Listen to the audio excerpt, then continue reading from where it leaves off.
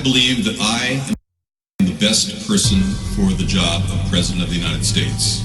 My unique talents give me the ability to be assertive and diplomatic at the same time. I'm a person who will spike the conversation, who will get politics rolling and stimulate new questions and new answers to our current political dilemma facing our nation. I believe I have a keen understanding of the economy and how to improve where we're at relative to other nations around the world. I believe that our goal at America's Third Party was to create a very strong platform in which would propel the American people forward with new opportunities and a new possibility of creating a better nation, a cleaner environment, and less war.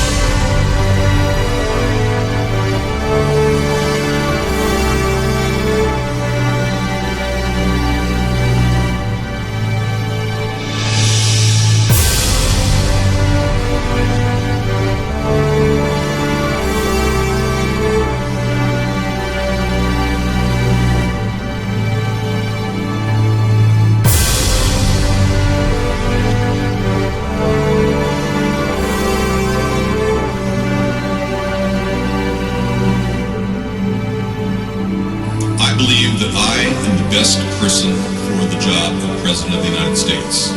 My unique talents give me the ability to be assertive and diplomatic at the same time.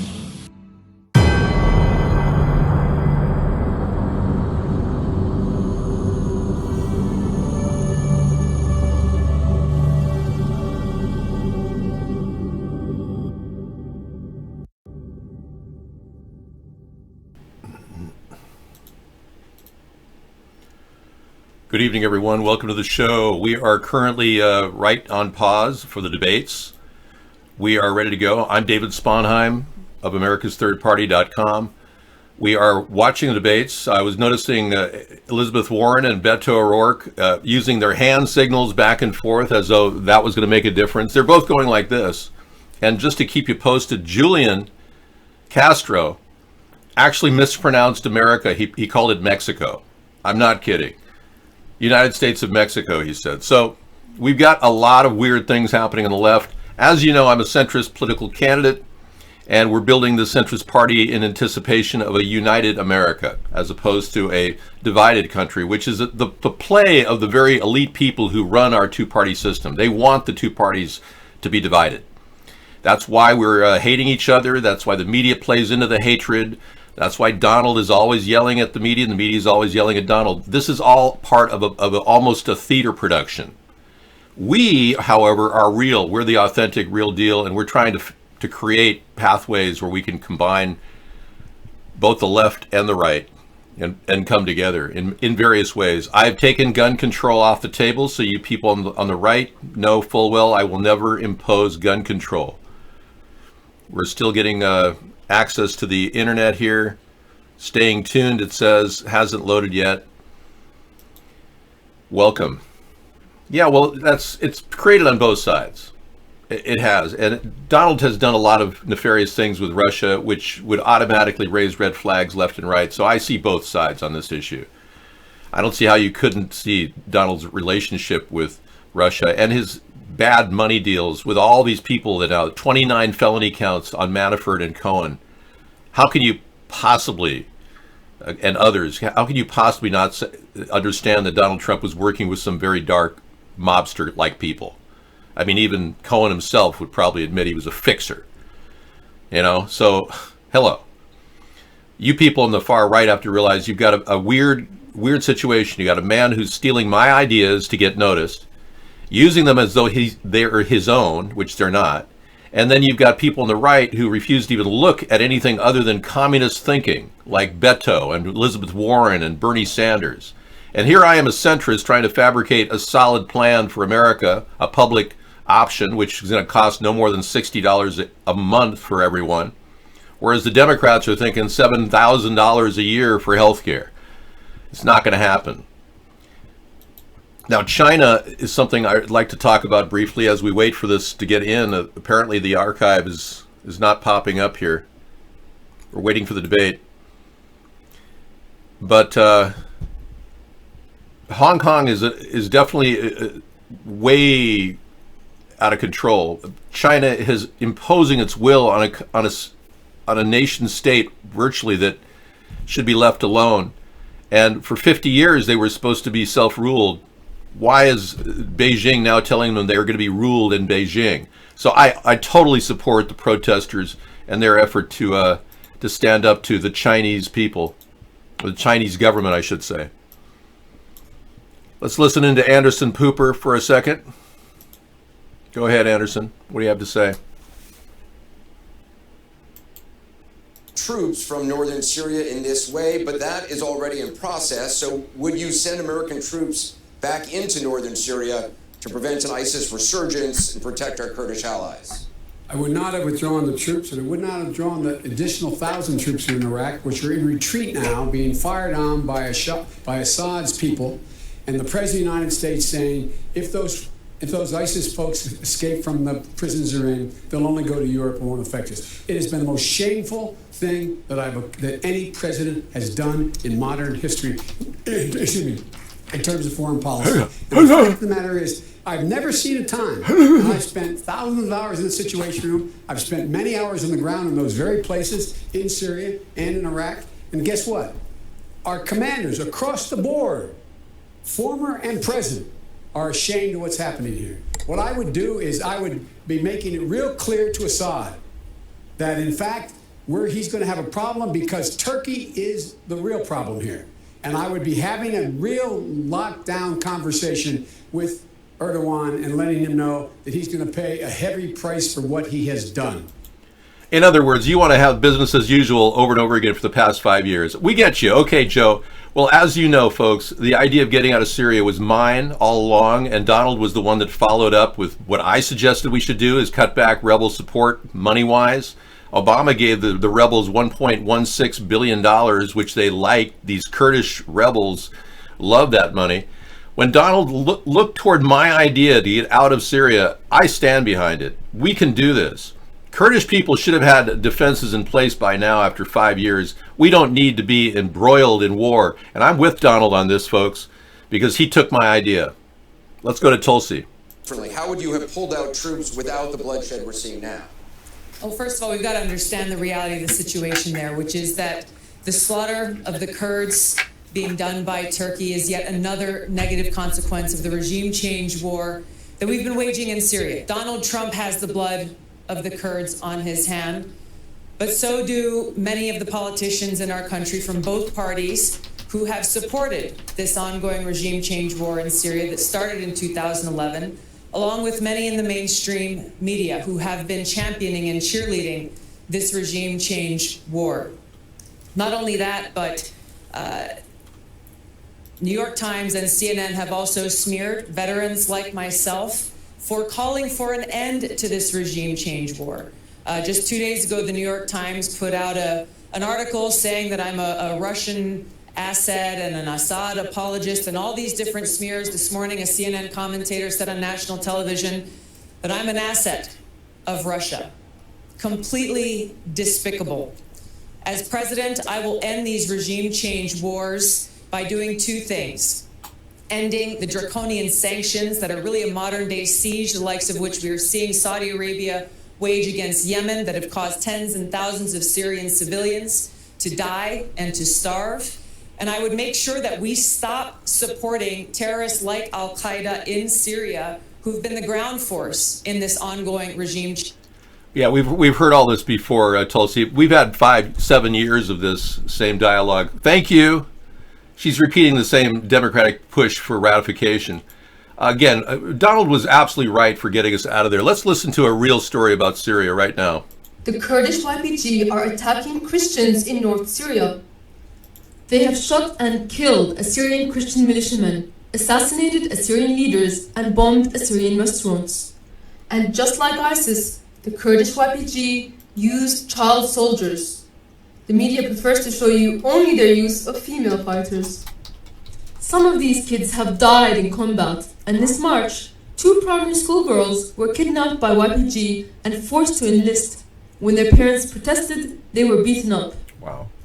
And, just like ISIS, the Kurdish YPG's ultimate goal is to steal Syrian land and make a state of their own. Right. First, going through the pseudo-federalism route. The leader of Kurdish YPG, Saleh Muslim, stated that he planned to use Raqqa as a hostage in order to blackmail an unwilling Syrian population into accepting federalism. Some of you might say, but Kurds deserve their own state, or Kurds deserve autonomy. But I'm afraid you've been under a lot of propaganda on Kurdish history, especially in Syria. The word Kurd simply means Iranian nomad, in the same way that Bedouin means Gulf Arab nomad. Nomadic peoples, like Bedouins, Gypsies and Kurds, don't have states, because by definition, nomads move around. Ali Tahir Ibrahim and his family are Kurdish nomads from the Nurway tribe. Okay, so let's process this for a second, then we'll go back to the debate. It is a bizarre reality that we're now realizing that these Kurdish rebels have been torturing and kidnapping Christians, and our government's been standing up for them. And Donald Trump pulling our troops out, my idea again, is really essential for our country to actually disengage from the wars that we are currently involved in.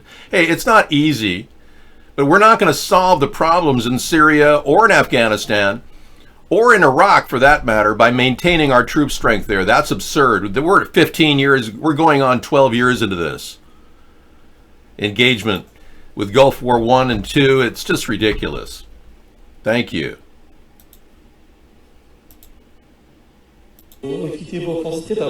Kurds are ethnically Iranian. They speak an Iranian dialect and wandered out of a region of northwest Iran called Kurdistan. You can see from this map how the Kurdish tribes flowed out of northwest Iran into Iraq, Turkey, and minimally into Syria.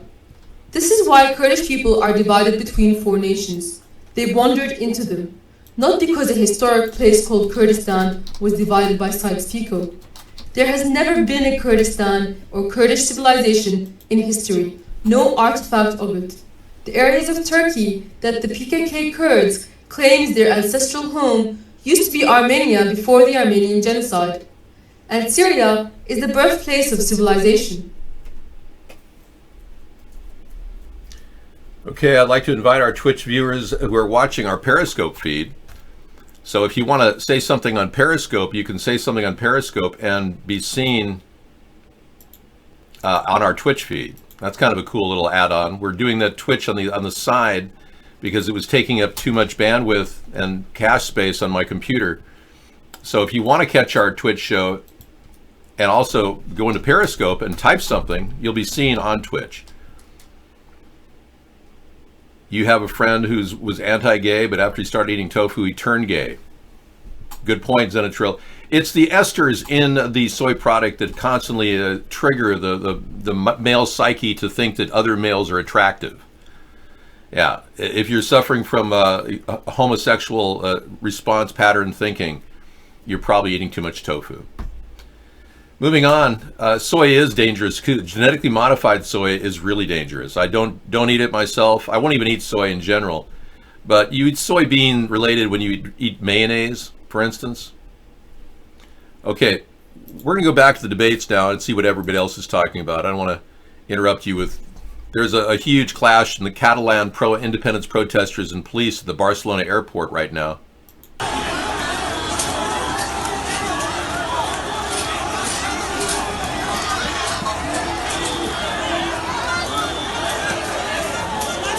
People are being beaten back. And these Democrats who live in the ivory tower of communism, like Bernie, are now talking. Let's listen. Foreign policy, to do military policy, because nobody in the world will believe this pathological liar. But this is really important, because what this president has done shows that American leadership shapes the behavior of our allies, or sometimes allies too. Remember, the problem right now is not just that with our competitors. And for example, a place like China, the people of Hong Kong rise up for democracy and don't get a peep of support from the president. It's not just the behavior of adversaries like Russia, but our one-time allies, like Saudi Arabia, which the CIA just concluded was responsible, as we all knew, for murdering and dismembering an American resident and journalist, and Turkey, which was an American ally. That's the point. We had leverage, but when we abandon the international stage, when we think our only choices are between endless war or total isolation, the consequence is the disappearance of U.S. leadership from the world stage, and that makes this entire world a more dangerous place. Senator Klobuchar, should Turkey remain in NATO? We need to work with our allies, to work with Turkey and bring them out.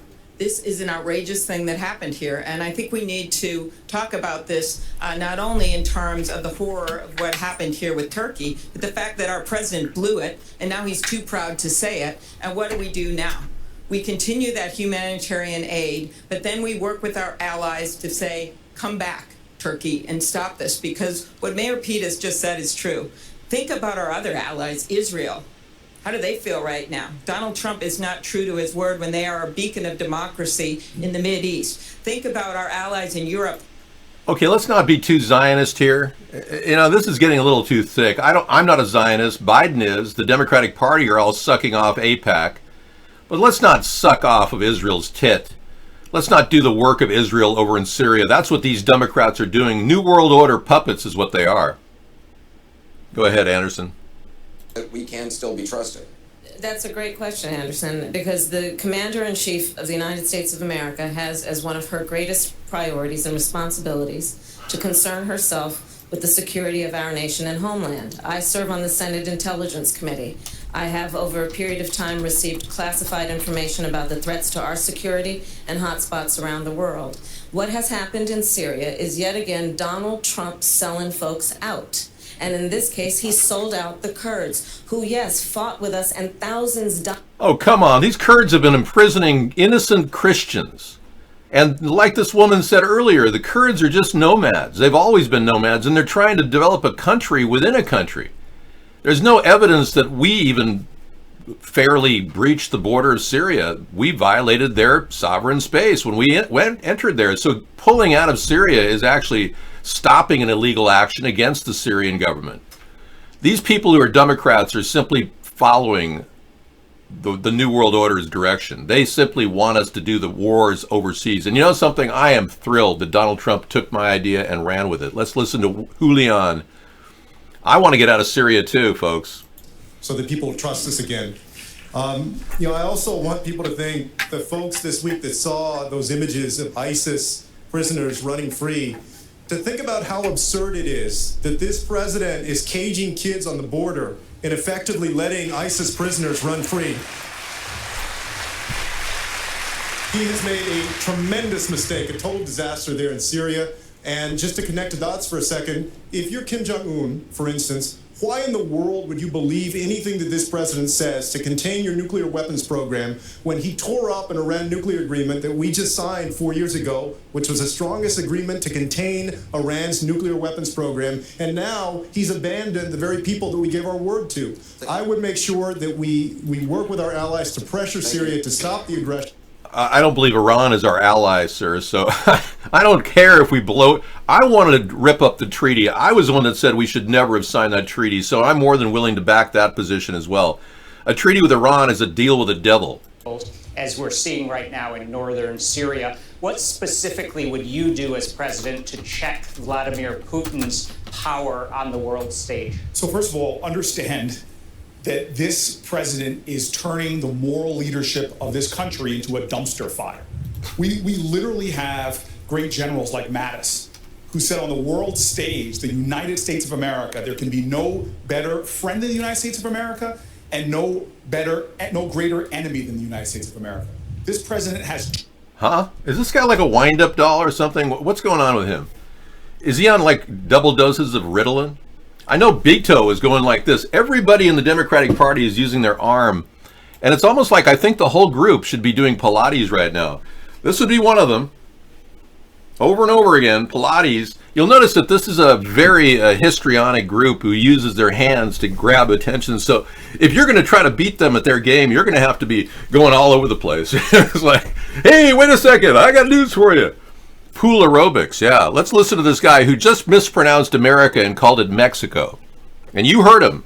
Promises to the American people that he's going to protect this nation. Well, instead of doing something to defeat ISIS, he's now given them a foothold again. This is an American president that even right now is lying to the American public and saying he's bringing our troops home. At the same time, he's increasing troop presence with the Saudis.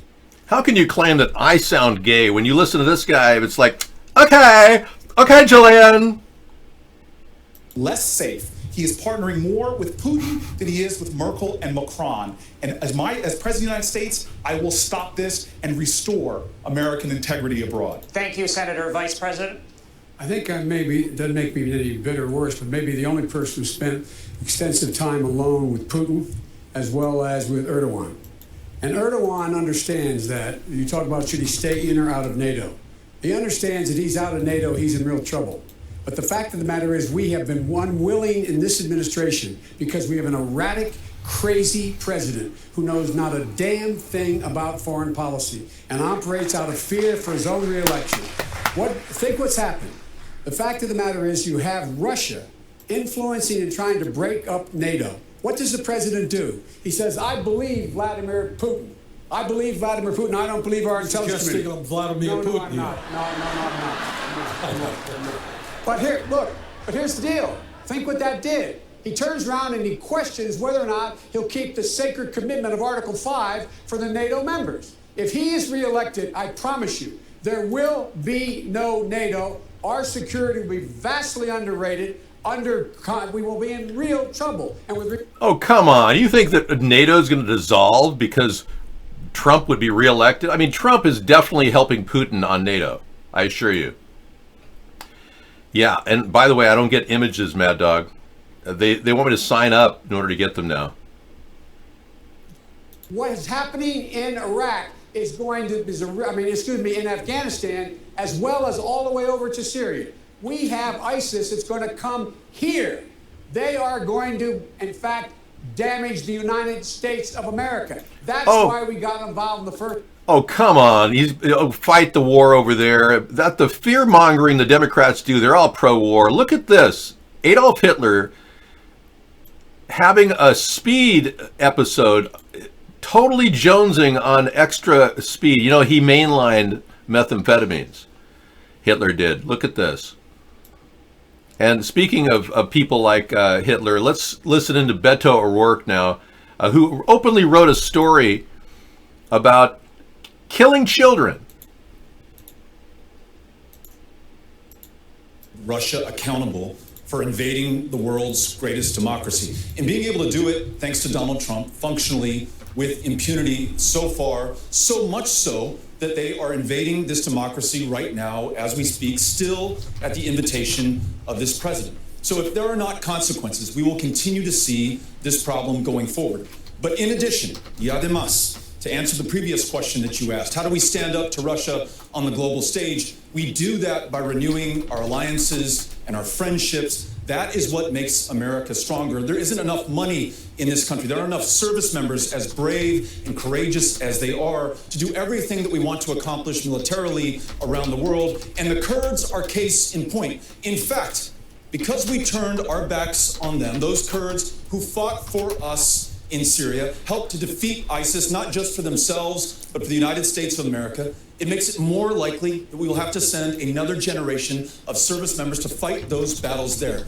And then lastly, as General Mattis, who was invoked earlier, has said, we have two powers, one of intimidation and one of inspiration. We need to now focus on that latter power and make sure that we invest in diplomacy in our State Department and peacefully and nonviolently resolving our foreign policy goals, not on the backs of 18 and 19 and 20-year-olds anymore, but making sure that our diplomats are invested in, have the focus necessary by this next president to... So diplomats are going to somehow win the war for us. Thank you, Mr. Suit. Somebody just said he looks like an FBI agent. I said he looks more like a criminal. Well, then I said, oh yeah, you're right, an FBI agent. As far as I'm concerned, Mr. Trump's America First program, which involves having no plans, having no process, and having no partners, is proved to be a disaster in Syria.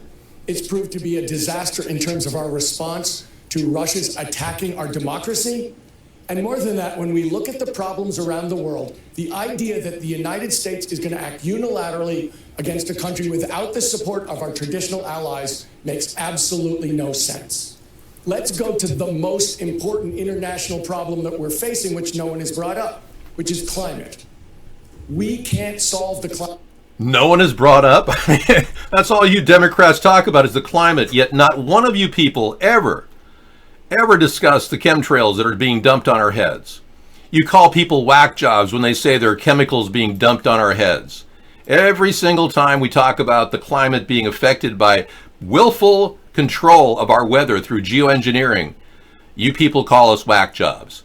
You discredit what we're saying, and yet you want us to somehow curb our greenhouse gases? Well, listen, Mr. Talking Head, you should talk about chemtrails, because this is ridiculous. You ignore the most obvious thing all of you Democrats do. Putin in Russia. Of course. We have to look at the chain of events. How did we get here? The fact is we're falling apart at home, so we voted in Donald Trump, and he's now led us down this dangerous path with erratic and unreliable foreign policy. We have to let Russia know, look, we get it. We've tampered with other elections, you've tampered with our elections, and now it has to stop. And if it does not stop, we will take this as an act of hostility against the American people. I believe most Americans would support me on this. But Russian hacking of our democracy is an illustration of the 21st century threats. Artificial intelligence, cybersecurity, climate change, loose nuclear material, military drones, and non-state actors. These are the threats that are going to require our administration to catch up in terms of technology. We all know we are decades behind the curve on technology. We saw when Mark Zuckerberg testified at Congress the nature of the questioning. As Commander-in-Chief, I will help pull us forward. Thank you. Yeah, right, sure. We're all decades behind technology. Has he ever been to Silicon Valley and been to a couple conventions? We are on the cutting edge of AI. We're on the cutting edge of robotics. We're in the cutting edge of every single field, including 5G. What is wrong with this guy? Is he like unable to comprehend reality? Yes, some people in our government are lagging, but for the most part, our country is edgy. Go ahead. Yes, and that. This was actually invading our election. So to protect ourselves in 2020, what we need, one, backup paper ballots in every single state. That is the bill that I need, and we need to stop Mitch McConnell from stopping that from happening. And then we need to stop the social media companies from running paid political ads, including ones last time in rubles, without having to say where those ads came from and who paid for them. That's the Honest Ads Act. Is this a dude? Just so I'm curious. I don't want to be offensive, but is this a transgender? Does anybody know? Okay, let's go ahead. Anderson Pooper, maybe you know. We're less than 100 miles from Dayton, Ohio, where 2 months ago, a gunman killed 9 people using an AR-15 style weapon with a high-capacity magazine. Congressman O'Rourke, in the last debate, you said, quote, hell yes, we're going to take your AR-15, your AK-47. But when you were asked how you'd enforce a mandatory buyback, you said police wouldn't be going door to door. So how exactly are you going to force people to give up their weapons? You don't even know who has those weapons. Look, we're going to make sure. Shut up. You piece of crap. You want to take away our weapons? You want to violate our Second Amendment? Screw you, you lying sack of vile, inebriated crap. This guy had a .134 alcohol level and drove into a truck and then on into oncoming traffic where he tried to flee the scene of a crime. On top of writing a story about wanting to murder children. And he wants to take away your guns. This guy's a criminal who wants to take away your guns. With 16 million AR-15s and AK-47s out there, they're good. also if you want to watch it, too dangerous to own. You can watch Every the whole single thing. one of them is a potential instrument I'm gonna make of some terror. dinner. Just ask Hispanics in Texas. Univision surveyed them. More than 80% feared that they would be a victim of a mass terror attack like the one in El Paso that was targeted at Mexican Americans and immigrants, inspired in part by this president's racism and hatred that he's directed at communities like mine in El Paso. So I expect my fellow Americans to follow the law, the same way that we enforce any provision, any law that we have right now. We don't go door to door to do anything in this country to enforce the law. I expect Republicans, Democrats, gun owners, non-gun owners alike to respect and follow the law. Just to follow up, your expectations aside, your website says you will find people who don't give up their weapons. That doesn't take those weapons off the street. So to be clear, exactly how are you going to take away weapons from people who do not want to give them up and you don't know where they are? If someone does not turn in an AR-15 or an AK-47, one of these weapons of war, or brings it out in public and brandishes it in an attempt to intimidate, as we saw when we were at Kent State recently, then that weapon will be taken from them.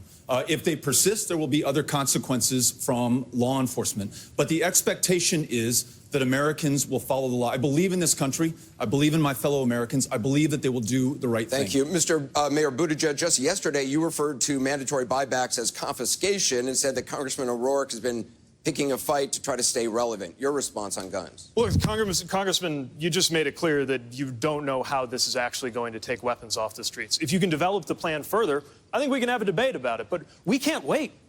People are dying in the streets right now. We can't wait for universal background checks that we finally have a shot to actually get through. We can't wait to ban the sale of new weapons and high-capacity magazines so we don't wind up with millions more of these things on the street. We can't wait for red flag laws that are going to disarm domestic abusers and prevent suicides, which are not being talked about nearly enough as a huge part of the gun violence epidemic in this country. We cannot wait for purity tests. We have to just get something done. This is not a purity test. This is a country that loses 40,000 of our fellow Americans every year to gun violence. This is a crisis, and we've got to do something about it. And those challenges that you described are not mutually exclusive to the challenges that I'm describing. I want to make sure we have universal background checks and red flag laws and that we end the sale of these weapons of war. But to use the analogy of healthcare, it would be as though we said, look, we're for primary care, but let's not talk about mental health care because that's a bridge too far. People need that primary care now, so let's save that for another day. No, let's decide what we are going to believe in, what we are going to achieve, and then let's bring this country together in order to do that. Listening to my fellow Americans, to those moms who demand action, to those students who march for our lives, who in fact came up with this extraordinary, bold peace plan that calls for mandatory buybacks, let's follow their inspiration and lead and not be limited by the polls and the consultants and the focus groups. Let's do what's right while we have time to do what's right. Mayor Buttigieg? The problem isn't the polls. The problem is the policy. And I don't need lessons from you on courage, political or personal. Everyone on this stage is determined to get something done. Everyone on this stage recognizes, or at least I thought we did, that the problem is not other Democrats who don't agree with your particular idea of how to handle this. The problem is the National Rifle Association and their enablers in Congress, and we should be united in taking the fight to them. That's a mischaracterization, Anderson. I got to answer this. Never took you or anyone else on who disagrees with me on this issue. But when you, Mayor Buttigieg, described this policy as a shiny object, I don't care what that meant to me or my candidacy. But to those who have survived gun violence, those who've lost a loved one to an AR-15 and AK-47, March for Our Lives, formed in the courage of students willing to stand up to the NRA and conventional politics and poll-tested politicians. That was a slap in the face to every single one of those groups and every single survivor of a mass casualty assault with an AR-15 and an AK-47. Okay. Here at America's Third Party, I just want to say this, that we don't believe in taking people's weapons. We do, I would say background checks are okay, but we do believe that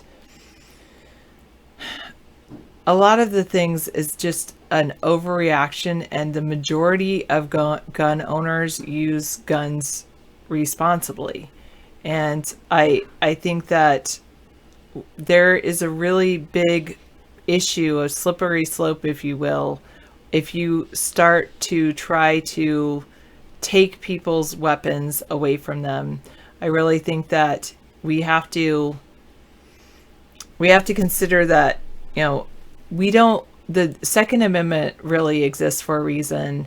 I'm not a fan of the NRA, but I would say that the Second Amendment exists so that it doesn't end up that the only people with guns are the criminals and the government. People should be able to protect themselves if they need to.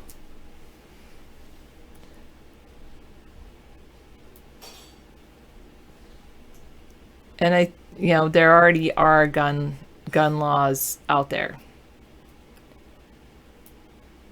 I'm sure there are. I understand, Anita. No problem. Yes, depression is bad. All right, I'm going to listen to what Cory Booker has to say.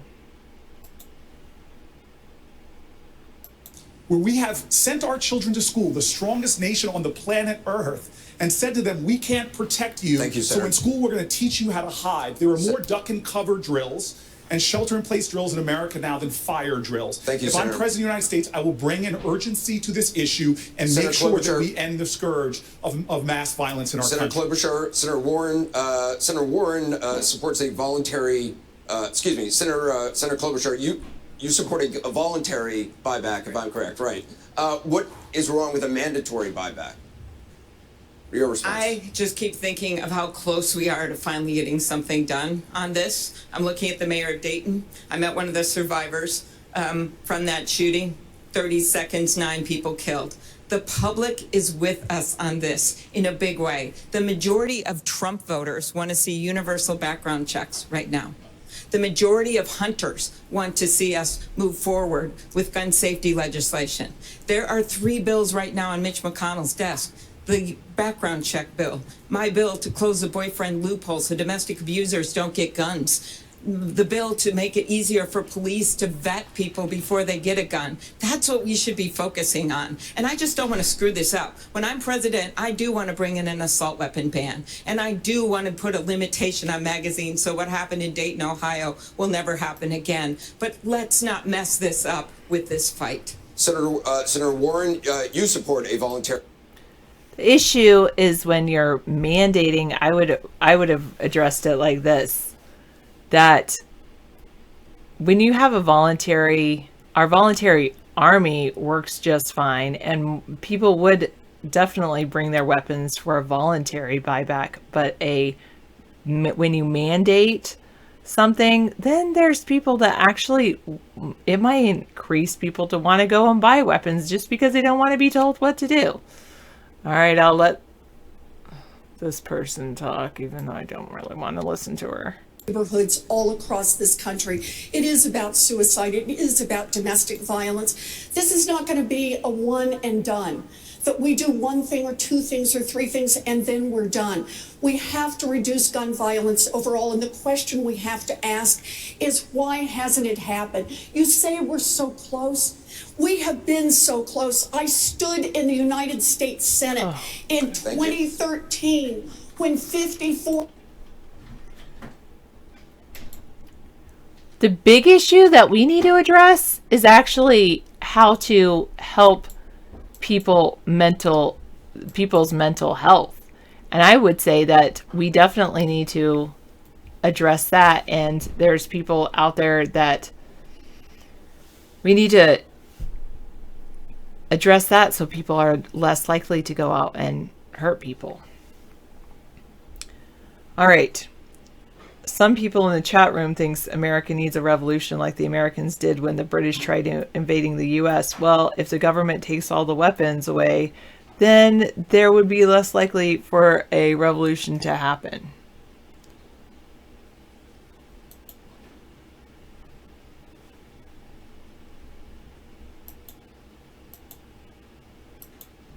Than I care to tell you. I have attended more police officer funerals than I care to tell you. I'm done.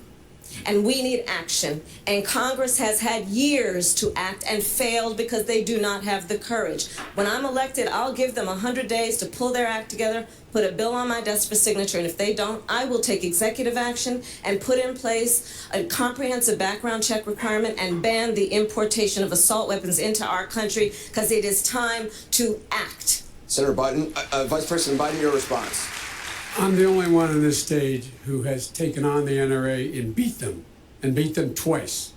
We were able to get assault weapons off the streets and not be able to be sold for 10 years. Recent studies show that mass violence went down when that occurred.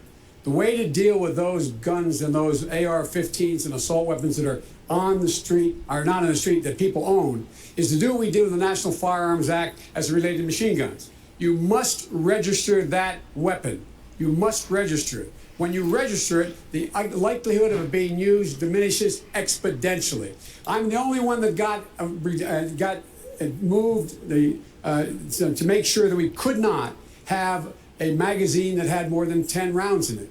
I've done this. I know how to get it done. If you really want to get it done, go after the gun manufacturers and take back the exemption they have of not being able to be sued. Thank you, Mr. Vice President. Secretary Castro, the vast majority of homicides committed with a gun in this country are from handguns, not assault-style weapons. What's your plan to prevent those deaths? Thank you very much for the question. You know, I grew up in neighborhoods where it wasn't uncommon to hear gunshots at night, and I can remember ducking into the backseat of a car when I was a freshman in high school, across the street from my school, my public school, because folks were shooting at each other. You know, in the neighborhoods, let me answer this question about voluntary versus mandatory. There are two problems I have with mandatory buybacks. Number one, folks can't define it. And if you're not going to door to door, then it's not really mandatory. But also, in the places that I grew up in, we weren't exactly looking for another reason for cops to come banging on the door. And y'all saw a couple of days ago what happened to Tatiana Jefferson in Fort Worth. A cop showed up at 2 in the morning at her house when she was playing video games with her nephew. He didn't even announce himself, and within 4 seconds, he shot her and killed her through her home window. She was in her own home. And so I am not going to give these police officers another reason to go door to door in certain communities, because police violence is also gun violence, and we need to address that. Senator Castro, thank you. Turning to another key issue here in Ohio and around the country, the opioid epidemic. Senator Klobuchar, CNN reached out to Ohio Democratic voters for their most pressing questions. Bree, a teacher in Proctorville, asks, in rural Ohio, the opioid epidemic has affected our communities and schools. I have many high school students who have lost one or both parents to heroin. Teachers are on the front lines daily witnessing these tragedies. How will you tackle this problem in general, All right. With opioids, I definitely think that we need to go after the manufacture of opioids and the importation of any opioids. I really think that's very important. Let's see what Amy has to say. These were not the kind of cases that were coming in our door, and it's gotten worse and worse, and we now know why. As the evidence is coming out of those lawsuits, probably one of the most horrible things that I saw was the email from one of the pharma executives that actually said, keep pumping them out. They're eating them like Doritos. So my first answer to that question, and which is included in my plan, is that the people that should pay for this, that should pay for the treatment, are the very people that got people hooked and killed them in the first place. And that is the people that are manufacturing these opioids. That's the first way. And you can, with a 2 cents per milligram tax, bring in the money, plus with the federal master settlement, to help in rural areas where they're so isolated, and also in urban areas where it's, by the way, not just opiates. There's still meth issues and crack cocaine issues. This is personal for me. My dad, he struggled with alcoholism his whole life. And by his third DWI, they said to him, the prosecutor, you got to face jail or you got to go to treatment. He picked treatment, and he was pursued by Grace. And he has been sober ever since. And now he's 91 and in assisted living. And he said to me last year, it's hard to get a drink around here anyway. But he still has an AA group that visits him there. And so for me, I believe that everyone in this country, including the people in rural America, have that same right to be pursued by Grace. Thank you, Senator. Mr. Steyer, how would you address the opioid epidemic that exists here in Ohio and around the country? Please respond. Well, I think this is one of the most heartbreaking experiences that America's had. 72,000 people died of opioid overdoses last year. And that's not only a tragedy for them, it's a tragedy for their family and their communities. And so I think we have to treat this as a health crisis. We have to move the resources and the support there to try and help people. But I think that Senator Klobuchar makes a good point. The reason I'm running for president is that we have a broken government. And we have a broken government because corporations have bought it. And every single one of these conversations is about that broken government. It's about drug companies buying the government and getting what they want. It's about the gun manufacturers. Misanthropy just typed in the room, or someone just typed in the room, I bet some of these people on stage are on opioids. Good point. Well made on that one. And yeah, who knows? Oh man, it's just like, yeah, I do think about addressing, like I said, the opioid manufacturing specifically. One of the other things is you can definitely have that in a limit in the pharmaceutical industry. That's exactly right. And we have to recognize this is a disease of capitalism run amok. There was a point when there were more opiate prescriptions in the state of Ohio than human beings in the state of Ohio. And for some reason, the federal government thought that was appropriate. They ended up levying a $600 million fine against Purdue Pharma, which sounds like a lot of money, until you realize that company made $30 billion. They got a 2% fine, and they killed tens of thousands of Americans 8 an hour. So if the government turned a blind eye to this company spreading a plague among its people, then the least we can do is put the resources to work in our communities so our people have a fighting chance to get well. Even though this is not a money problem, we all know this is a human problem. And part of helping people get the treatment that they need is to let them know that they're not going to be referred to a prison cell. They will be referred to treatment and counseling. I talked to an EMT in New Hampshire, and he said he saves the same addicts over and over again. Because the fact is, after you save someone who's ODing, you just bring them back to their house and they OD again the following week. So we need to decriminalize opiates for personal use. We have to let the country know this is not a personal failing. This was a systemic government failing. And then we need to open up safe consumption and safe injection sites around the country because they save lives. Thank you, Mr. Yang. Congressman O'Rourke, is decriminalizing opioids part of the solution? Why? Please respond. Yes, it is, for many of the reasons that Mr. Yang just described. And also just from some personal experiences I've had as a member of Congress where constituents of mine have come forward, in some cases publicly, at a town hall meeting to describe their addictions. I remember a veteran telling me that he bought heroin off the street because he was originally prescribed an opioid at the VA. Now, imagine if that veteran, instead of being prescribed an opioid, had been prescribed marijuana because we made that legal in America, ensured the VA could prescribe it, expunged the arrest records for those who've been arrested for possession, and made sure that he was not prescribed something to which he would become addicted. I also want to agree with Senator Klobuchar. Until we hold those responsible accountable for their actions, Purdue Pharma, Johnson & Johnson, we're going to continue to have this problem going on again. So that veteran that I met, and anyone with drug addiction today, is not a problem for the criminal justice system. They are an opportunity for our public health system. Senator Harris, you want to hold the drug manufacturers that fueled the crisis accountable. Are you in favor of sending those drug company executives to jail? I am. And I will tell you, as a former prosecutor, I do think of this as being a matter of justice and accountability because they are nothing more than some high-level dope dealers. They have been engaged. And I've seen it happen before. I've taken on the pharmaceutical companies when I was Attorney General of California and led the second largest Department of Justice. I've seen what they do. The biggest pharmaceutical companies, the 8 biggest pharmaceutical companies and insurance companies last year profited $72 billion on the backs of people like the families that we are talking about that have been overwhelmed by this crisis, which is a public health epidemic. And they knew what they were doing. They were marketing false advertising. They knew what they were pushing in communities and states like Ohio without any concern about the reprepercussions because they were profiting and making big bucks. And yes, they should be held accountable. This is a matter of justice. And so as President of the United States, I would ensure that the United States Department of Justice understand that you want to deal with who is really a criminal, Let's end mass incarceration and end that failed war on drugs, and let's go over after these pharmaceutical companies for what they've been doing to destroy our country in states like Ohio. Thank you, Senator. Secretary Castro, are you in favor of sending those drug company ending mass executives to prison? incarceration? Please respond. Yes, I am. They need to be held accountable not I only think we financially need but mental also health institutions criminal before you penalties. do that. And you can draw a straight line between making sure that we hold executives accountable, whether it's these drug manufacturers or Wall Street executives that should have been held accountable a decade and a half ago. Thank you.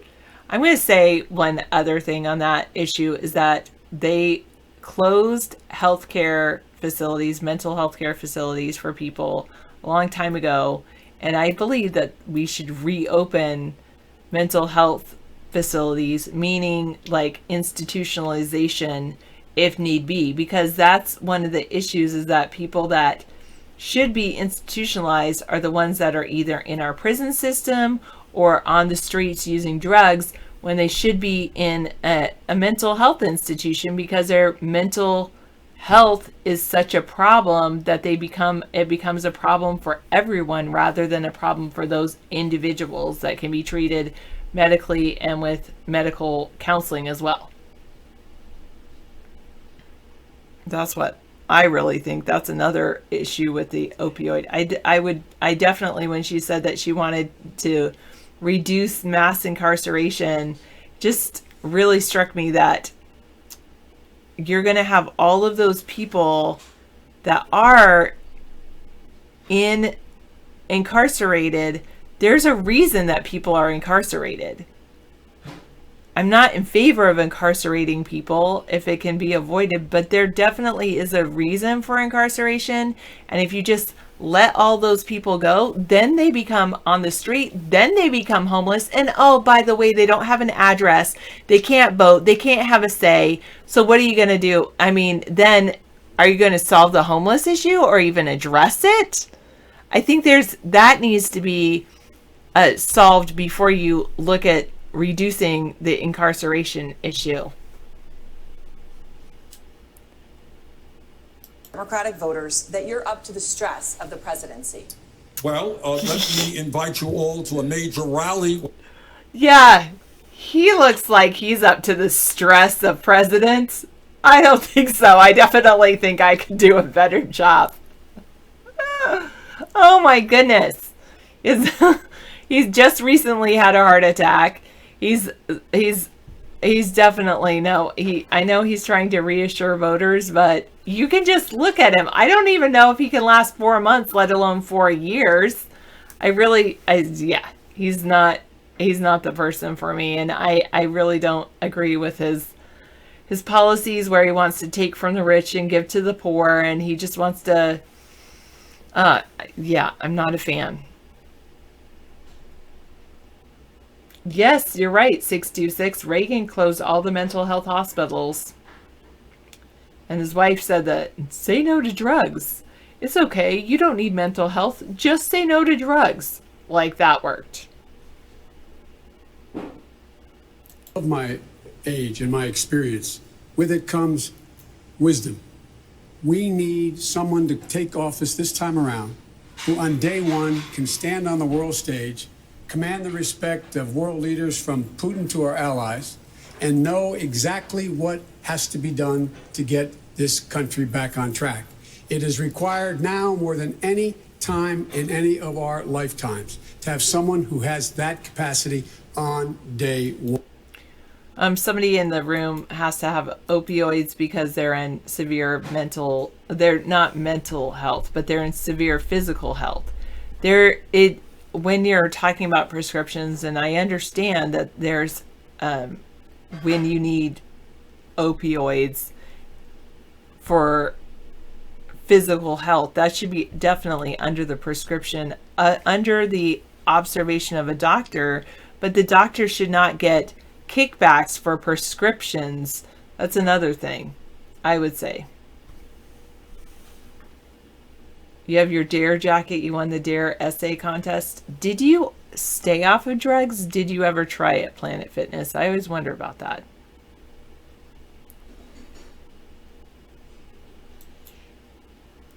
This year. Well, before Iowa. I mean, look, I've released them before. I mean, I've released 55 pages of mine. I'm the only guy that's released anything up here. Senator Warren, like Senator Sanders and Vice President Biden, if you win the presidency, you would be the oldest president ever inaugurated in a first term. You would be 71. 40% of Democratic primary voters say they think a candidate under the age of 70 is more likely to defeat President Trump. What do you say to them?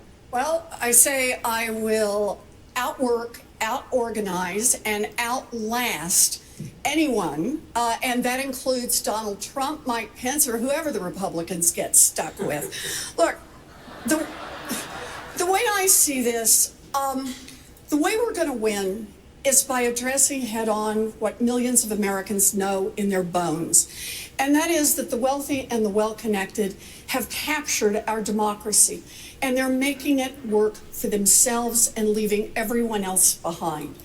And political pundits and Washington insiders and people in our own party don't want to admit that.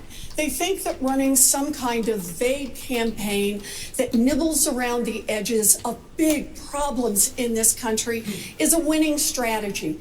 They are wrong. If all Democrats can promise is after Donald Trump, it will be business as usual, then we will lose. Democrats win when we call out what's broken and we show how to fix it. Democrats will win when we fight for the things that touch people's lives. Things like child care and health care and housing costs. Democrats will win when we give people a... Here's a good one from, thank you for this link, from Donald Trump to Bernie Sanders. Here's how much every 2020 presidential candidate has gotten from the healthcare industry. Let's just do a quick scroll through this. Democratic Bernie Sanders said he won't take funds from drug makers and called on other candidates to follow.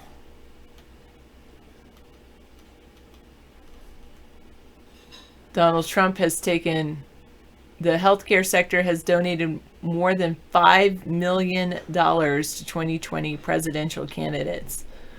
Close to 1.5 million, 1.4 million to Donald Trump. Pete Buttigieg,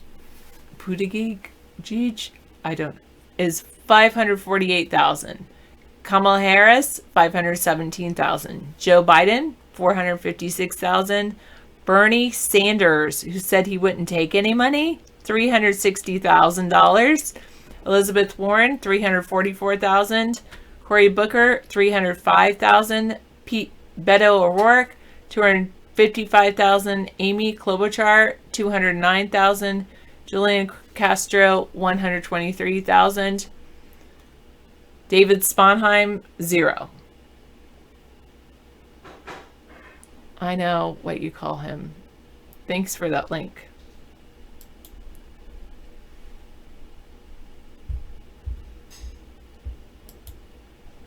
I'm sorry, thank you. We're going to take another break now. The CNN New York Times debate live from Otterbein University here in Ohio. We'll be back in just a few moments.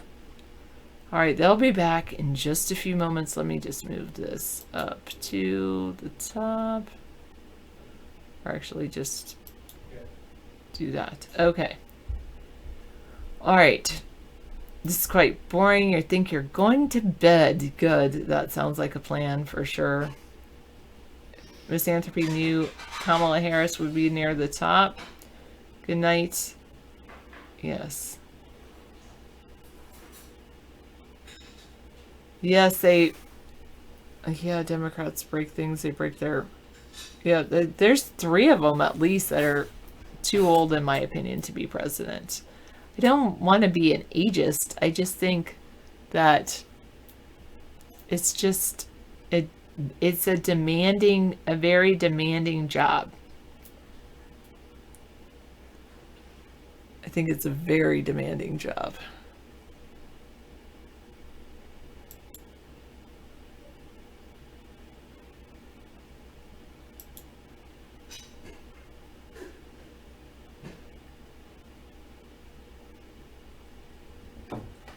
Oh, do I have it over here? Maybe I have the Twitch one.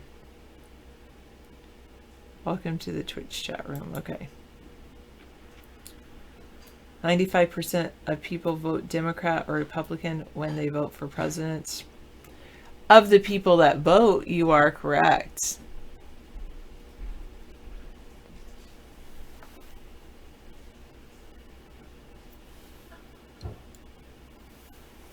I don't think that's it, Bangalitis. I don't think the president's hardest job is to stand for a long time or sign a paper or talk a few minutes.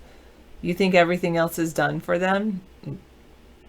Well, I think a good president, that's not the case. Maybe that's the case with Trump because everybody doesn't want him to ruin the country. But I don't think that's the case with every president.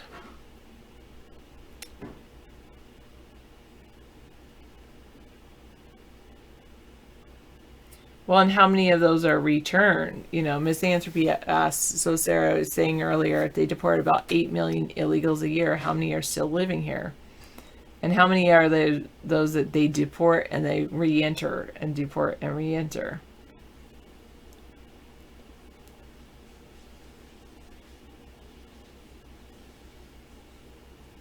I wonder if they do have a number for how many illegals live in the U.S.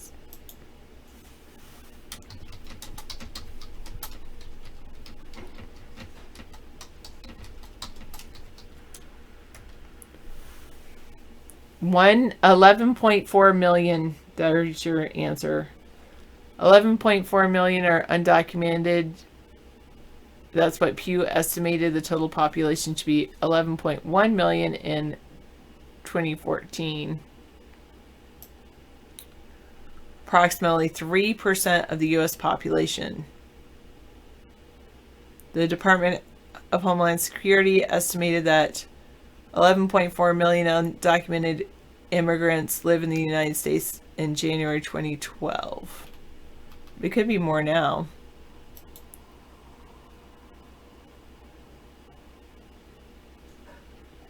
Immigrants and their U.S. born children are now approximately 89.4 million people, 28% of the overall U.S. population, according to the current population survey. Okay, so any news? Well, we were just doing the debate. All right. Well, did I do that or did I do? I can definitely pipe in on the rest. Okay. Yeah, it went to a. Stay tuned. Yeah. Yeah, it went to a commercial break. That's fine. Okay, thank you, Sarah. Okay, Your and dinner is ready. I stopped it, or I muted it, and I said what my piece. Good. Thank you. Oh yeah, can you link that again? I got rid of it accidentally. The chart of healthcare donations. Misanthropy has a good link that says how much healthcare companies have donated to the 2020 candidates so far. It looks like it's coming back on. That's amazing. Okay, great. Thank you for the link, Misanthropy, when you get it. No hurry. Okay, here we go live, everyone. Thanks, Sarah.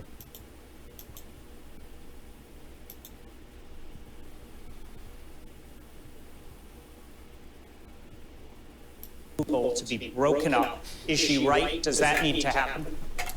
As usual, Senator Warren is 100% right in diagnosing the problem. There are absolutely excesses in technology, and in some cases, having them divest parts of their business is the right move. But we also have to be realistic that competition doesn't solve all of the problems. It's not like any of us wants to use the fourth best navigation app. That would be like cruel punishment. There's a reason why no one is using Bing today. Sorry, Microsoft, it's true. So it's not like breaking up these big tech companies will revive Main Street businesses around the country. And as the parent of 2 young children, I'm particularly concerned about screen use and its effect on our children. Studies clearly show that we're seeing record levels of anxiety and depression coincident with smartphone adoption and social media use. Breaking up the tech companies does nothing to make our kids healthier. Well, that's why I've actually encouraged people to get these for their family. Everyone can get one of these UVEX glasses, and I'll be bringing these to the debate. Cost me $10 on Amazon, and they get rid of 91% of the UV rays. Now, this is a real solution that we could give all of our children in America through our school system, glasses like this, not some complaint. And now we go to the reigning liar, The woman who lied and got $8 million in net worth from lying that she's a Cherokee Indian to get affirmative action money. Retail sales happen at bricks and sticks stores, happen at Walmart. About 49% of all sales online happen in one place, that's Amazon. It collects information from every little business. And then Amazon does something else. It runs the platform, gets all the information, and then goes into competition with those little businesses. Look, you get to be the umpire in the baseball game, or you get to have a team, but you don't get to do both at the same time. We need to enforce our antitrust laws, break up these giant companies that are dominating big tech, big pharma, big oil, all of them. Mr. Steyer, your response? Look, I agree with Senator Warren that, in fact, monopolies have to be dealt with. They either have to be broken up or regulated, and that's part of it. But we have to understand that Mr. Trump is going to be running on the economy. He's going to be saying he's the person who can make it grow. I started a business from scratch, one room, no employers, and built a multi-billion-dollar international business. We're going to have to show the American people that we don't just know how to tax and have programs to break up companies, but also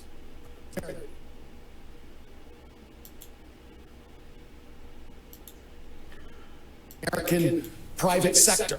In fact, if we want to beat Mr. Trump, I think somebody who can go toe-to-toe with him and show him to be a fraud and a failure as a business person and a fraud and a failure as a steward of the American economy is going to be necessary. He is one. His tax plan's a failure. His trade war is a failure. I would love to take him on as a real businessman and show that, in fact, he's failed the American people and he has to go. Thank you, Mr. Steyer. Senator Booker, how do you respond? Would a President Booker break up big tech companies like Facebook and Amazon? Anybody that does not think that we have a massive crisis in our democracy with the way these tech companies are being used, not just in terms of anti-competitive practices, but also to undermine our democracy. We have seen it in the 2016 election, practices being used and have not been corrected now. We need regulation and reform. Anything regulation and reform is going to cost money. You see, the Democrats, all they want to do is spend money. That's the basis of their entire plan. And now they've come up with a way of making more money by forcing all of you people who are vaping fruity vapors. You people are now smoking cigarettes and costing $10 a pack in some places. So the Democrats are now the smoking party. They want you to become an addict of cigarettes. And apparently the Democrats also want us to stay in war, too. Ironic, isn't it, how the Democrats have come full circle from the 60s when George McGovern, and I will say George McGovern because, believe me, the Democrats of today do not resemble Robert F. Kennedy. Yes, returns donation from Big Pharma executive. Cory Booker has been caught in a Big Pharma donation scam. And it's a debate falsehood. He returns a donation from a Big Pharma exec. And Kamala Harris, I understand, got really kind of weird when she's talking about Big Pharma and opioids. You got to wonder, is she on them? What's wrong with his eyes? What's going on? I mean, does he have like that wandering eye syndrome or something? Anyway, not to, I'm not belittling him for having eyes that look like a maniac. But speaking of maniacs, let's get back to the Beto O'Rourke speech.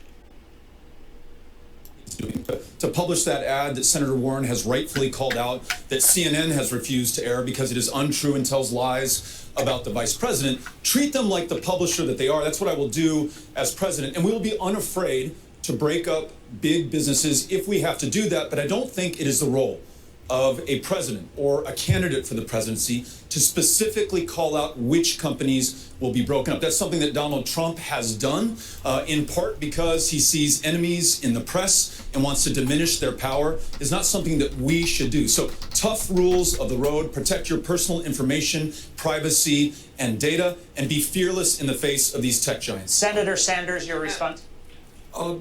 When we talk about a rigged economy, it's not just the grotesque level of income and wealth inequality.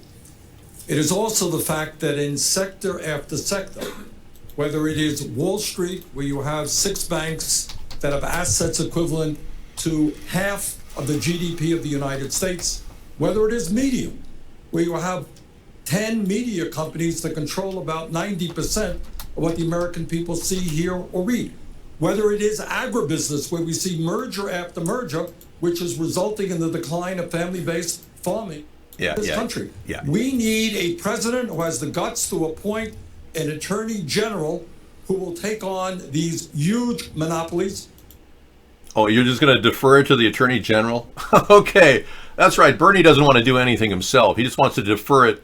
He wants you to pick a president to hire somebody to maybe study something. That's how the Democrats have been doing things for years. They throw money at things. You know, Bill Clinton spent $72 million studying health care. And he found out that Puerto Rican women get half the benefits that white women get.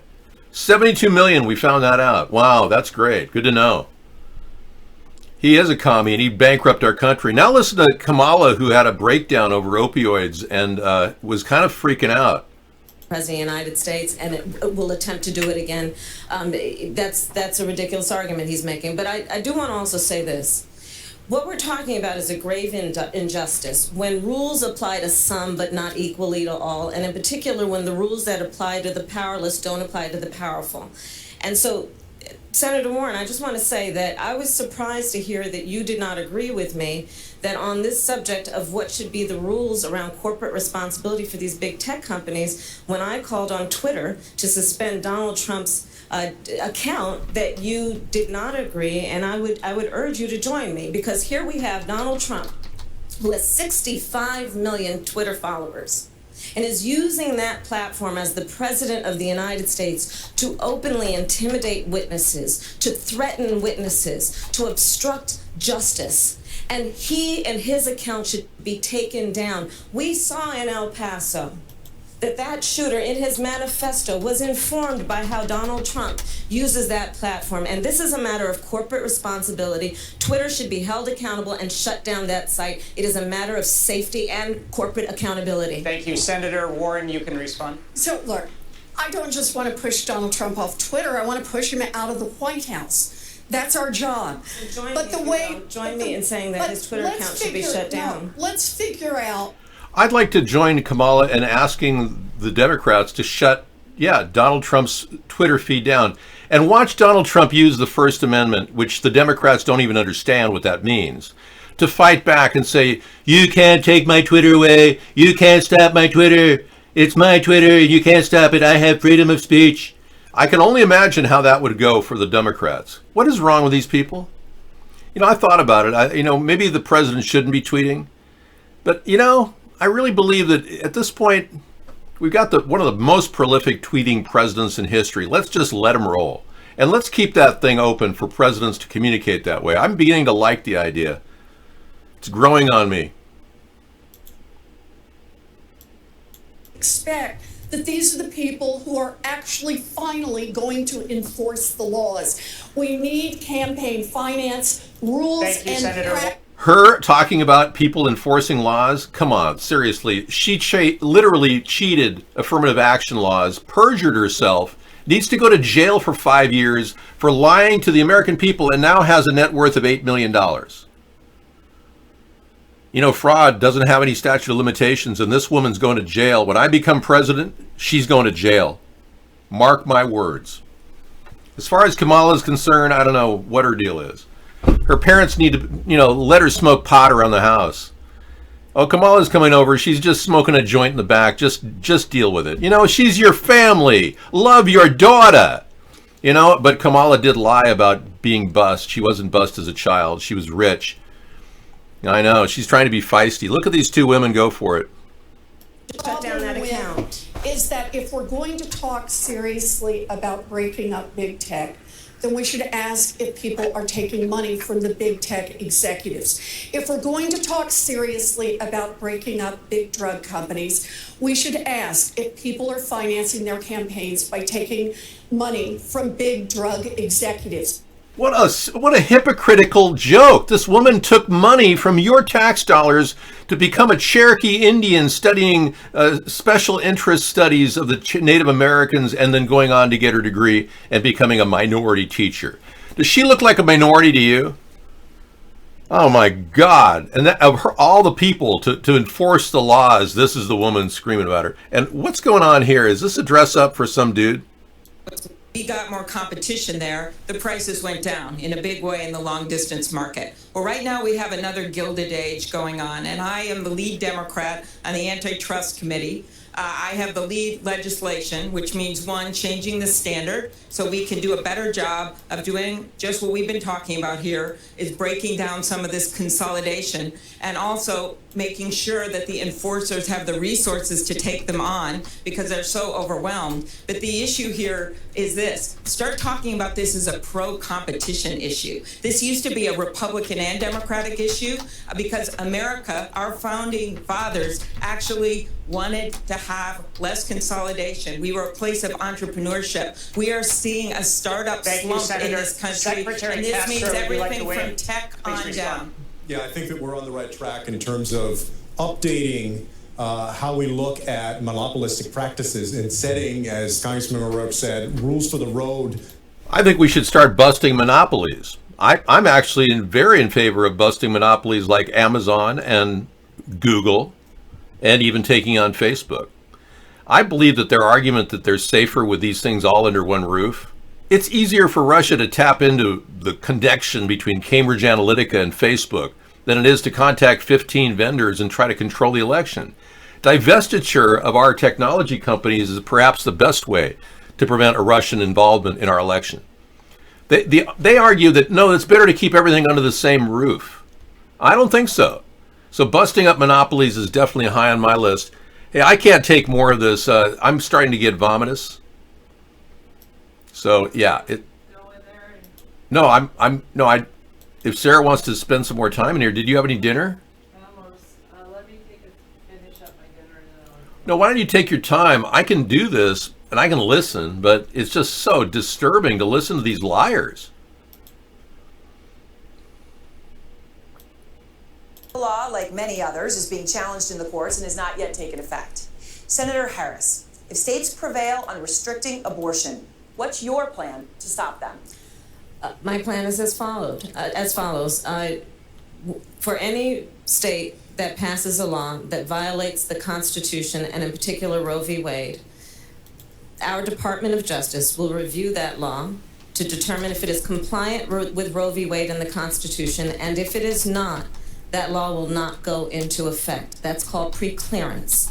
Because the reality is that while we still have, as I said earlier, these state legislators who are outdated and out of touch, mostly men who are telling women what to do with their bodies, then there needs to be accountability and consequence. But, I'll go further. You may have seen it. I questioned Brett Kavanaugh when I was a member of the Senate Judiciary Committee, and asked him, as a nominee to serve on the United States Supreme Court, could he think of any law that tells a man what to do with his body? And the answer was no.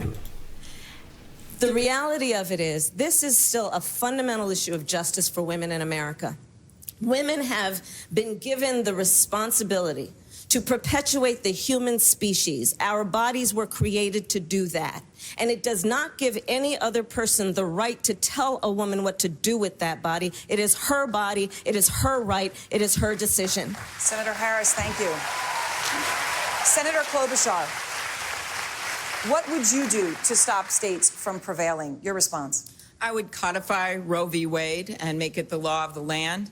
But what I want to do right now is just say, what if Donald Trump was standing up here on the debate stage with me?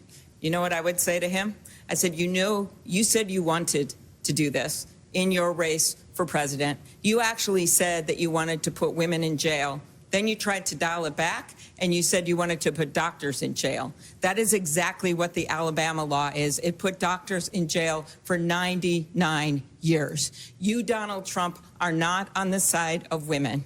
You are not on the side of people of this country when over 75% of people want to keep Roe v. Wade on the book, when over 90% of people want to make sure we have available contraception. You defunded Planned Parenthood. I would fund it again. Senator, thank you. Senator Booker, if states prevail on restricting abortion, how would you stop them? Please respond. Well, first of all, let's be clear about these laws we see from Alabama to Ohio. They're not just attacks on one of the most sacrosanct ideals in our country, liberty, the ability to control your own body. but they're particularly another example of people trying to punish, trying to penalize, trying to criminalize poverty. Because this is disproportionately affecting low-income women in this country, people in rural areas in this country. It is an assault on the most fundamental ideal that human beings should control their own body. And so the way, as President of the United States, I'm going to deal with this is, first of all, elevating it like we have with other national crises to a White House level position. And I will create the Office of Reproductive Freedom.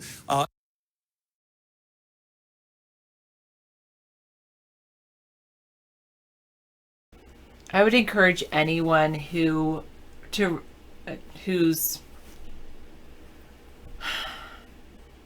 not really convinced and maybe that's a little bit skeptical about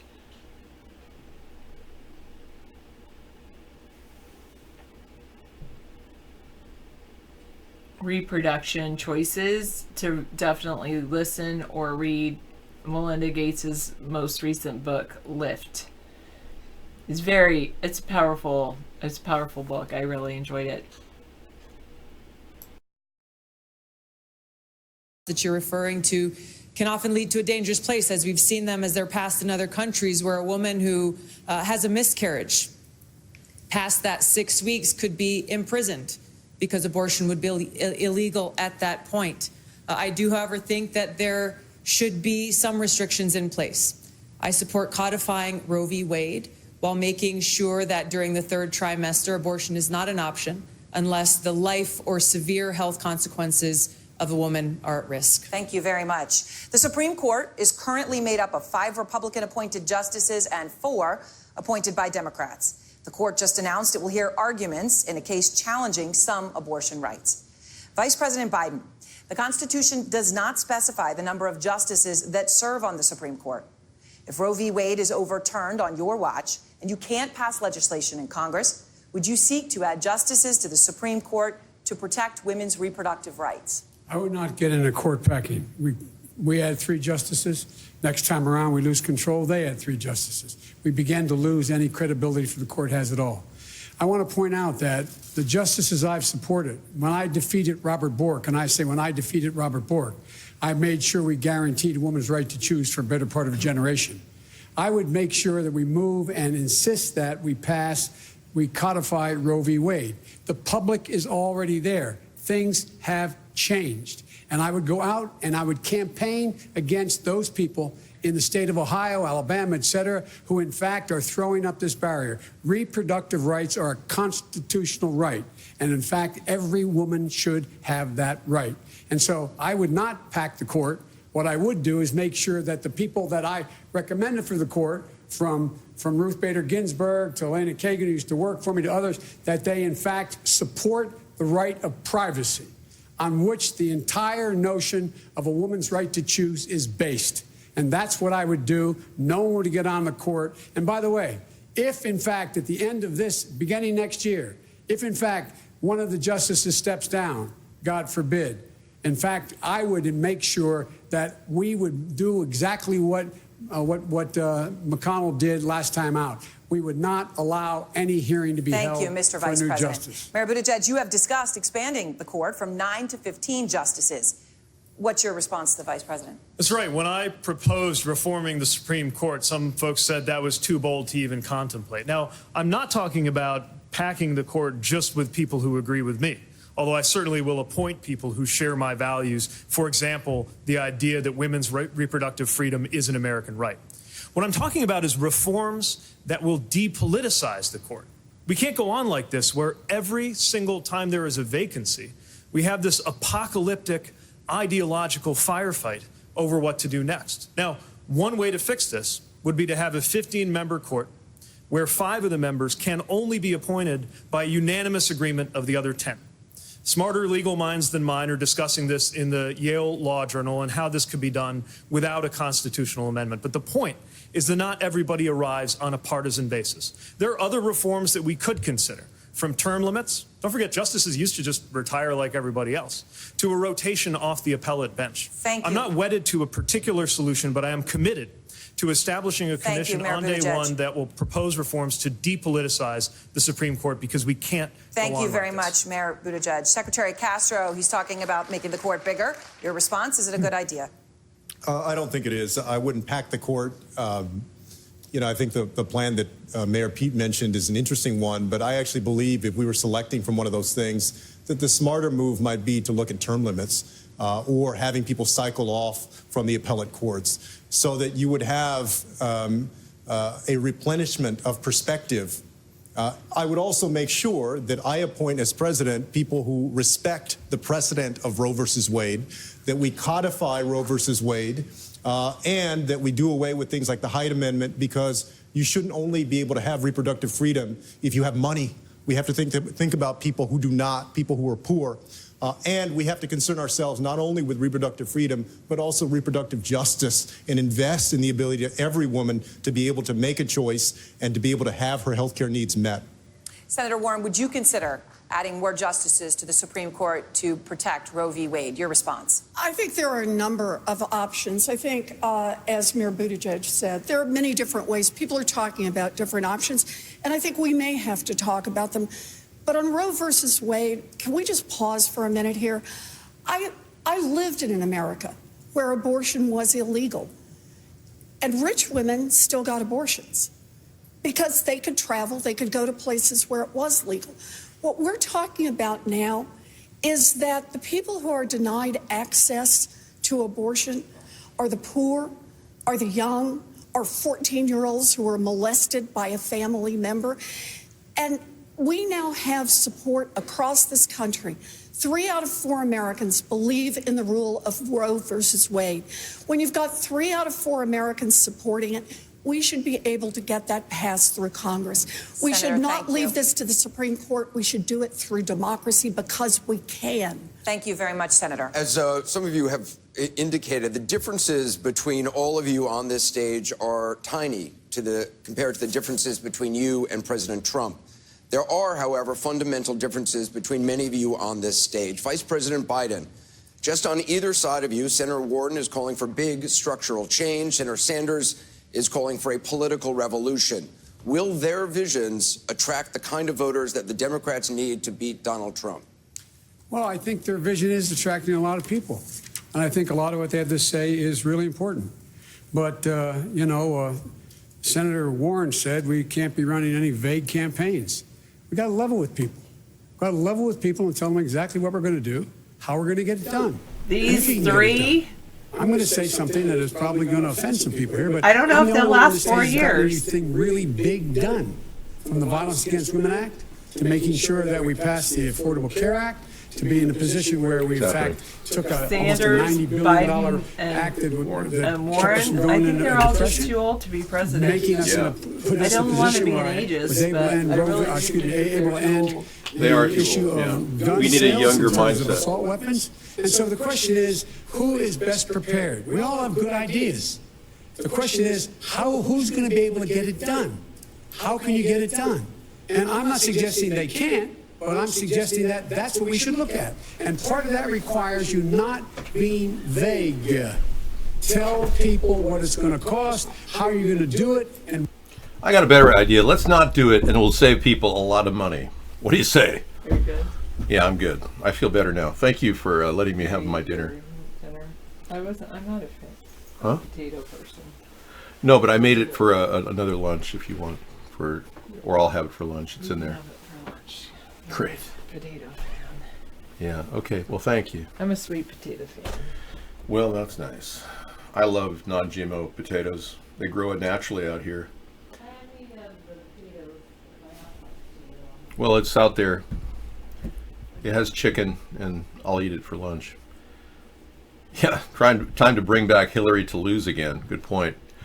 Hang on, let's work on our... Let's do the Democratic Pilates thing, where we just work our arms up and down. We need to eat together. Sarah and I don't eat together ever, except on weekends when we go out for dinner.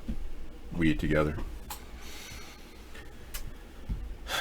All right. Done, which will cost us 4 million jobs. And let's get to Medicare for all. Let's be honest. Yeah. We Let's get spend to Medicare twice for all. as much be per honest. person as do the people of any other major country on earth. And the answer is, if we have... We can't afford Medicare for all. These people are thinking about Medicare for all. I say go with Medicaid for all. And frankly, we're there now. We've got Medicaid for all. Relax, Bernie. You wouldn't have had your heart procedure if you hadn't had good coverage. Relax. Jeez. You're going to have a heart attack. Slow down. We can do that without Medicare for all. We can do that by adding a public option. We can. And we can afford to do it. You got to take on the greed and the profiteering of the healthcare industry. Let him respond, Vice President. The greed and profiteering of those insurance companies. They are as much against my bill as they are anybody else. They were strongly against Obamacare. They know it costs them, and it's going to take away the right of people to choose, the 160 million people out there who've negotiated their health insurance, and they want to keep it. So they should have a right to keep it. Senator Warren, your response. So you started this question with how you got something done. You know, following the financial crash of 2008, I had an idea for a consumer agency that would keep giant banks from cheating people. And all of the Washington insiders and strategic geniuses said, don't even try, because you will never get it passed. And sure enough, the big banks fought us, the Republicans fought us, some of the Democrats fought us, but we got that agency passed into law. It has now forced big banks to return more than $12 billion directly to people they cheated. I served in the Obama administration. And how many people had to face new charges for not even having an account active? You get charged now.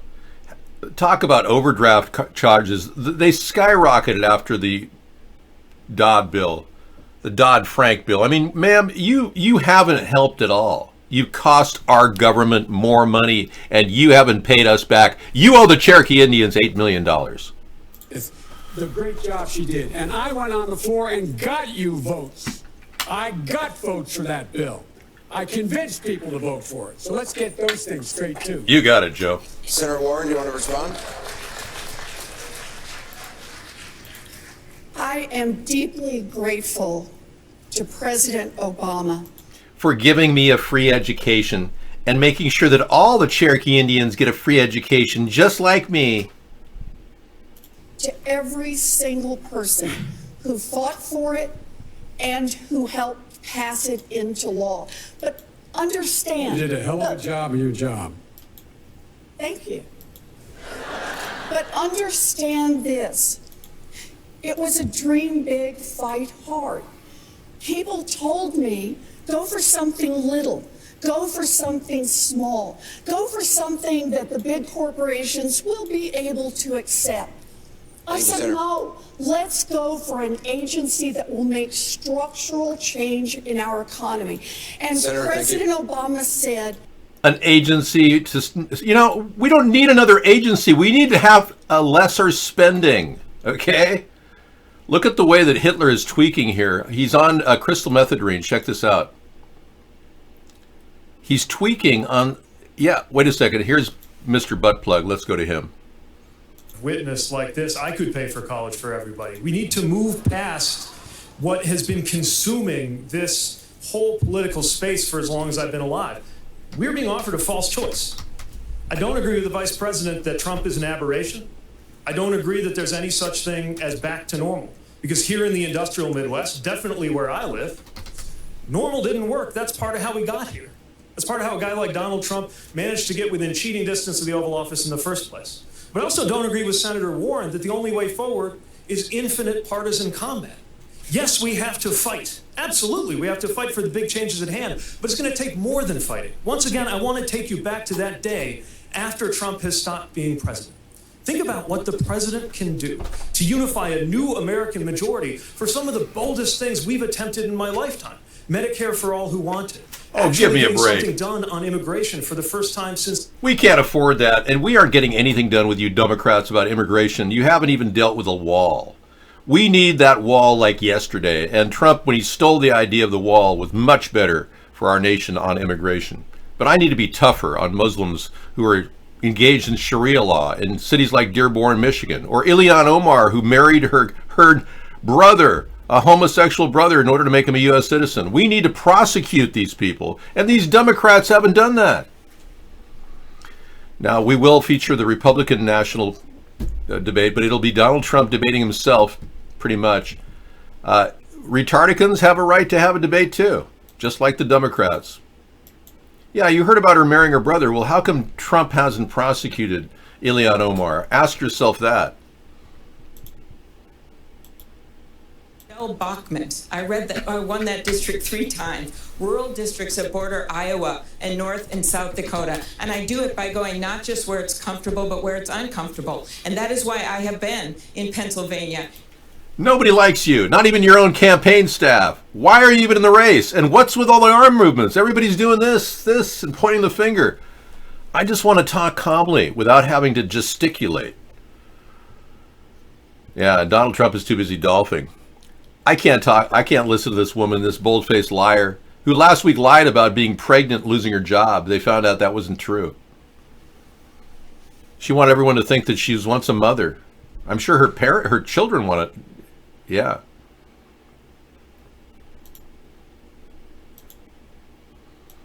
That Americans are already in these fights is not someone who's likely to win them. For me, this is about knowing what's broken, knowing how to fix it, and yes, I'm willing to get out there and fight for it. Senator Sanders, why is your approach more likely to beat President Trump? I'll tell you why. And here's the radical reason why. It's what the American people want. Yes. All right? The American people do not want tax breaks for billionaires. They want the rich to start paying their fair share of taxes. Poll came out yesterday. 71% of Democrats support Medicare for all. The people of this country understand. The people don't want to pay for that crap. You people want to charge us $60 trillion for Medicare for all. What is with you people, Democrats and their buzzwords? I don't understand it. Elizabeth Warren is a fraud. She's a sham, a phony, a swindler of a candidate pretending to be a Cherokee Indian. How could she even take the stage? Beto O'Rourke wrote a story about wanting to murder children, and then he was in a hit-and-run accident. This guy used to be called the Moocher and never worked till he was 45 years old. For real. He never even held a job till he was 45. I practically retired when I was 45. I can't bear this any longer. Let's talk about anything with this. It's like Bernie the Mooch, they called him in Vermont. He used to raid the roast beef. We interrupt this broadcast.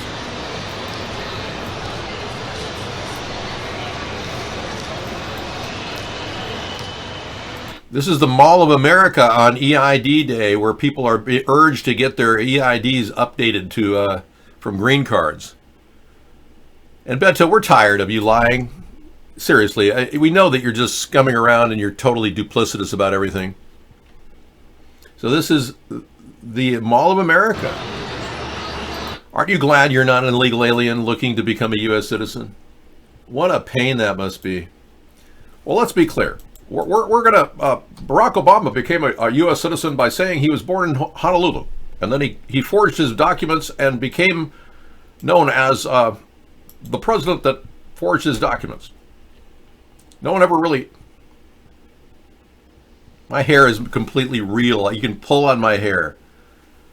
The hell, dude? Just because you love my hair doesn't mean you have a right to denigrate it. Are you a denigrator? Because it sure seems like you are. I don't mind listening to African Americans complain about various things, and I'm more than willing to allow communication among anybody. White, black, Hispanic, Asian, bring it. I don't have a racial barrier.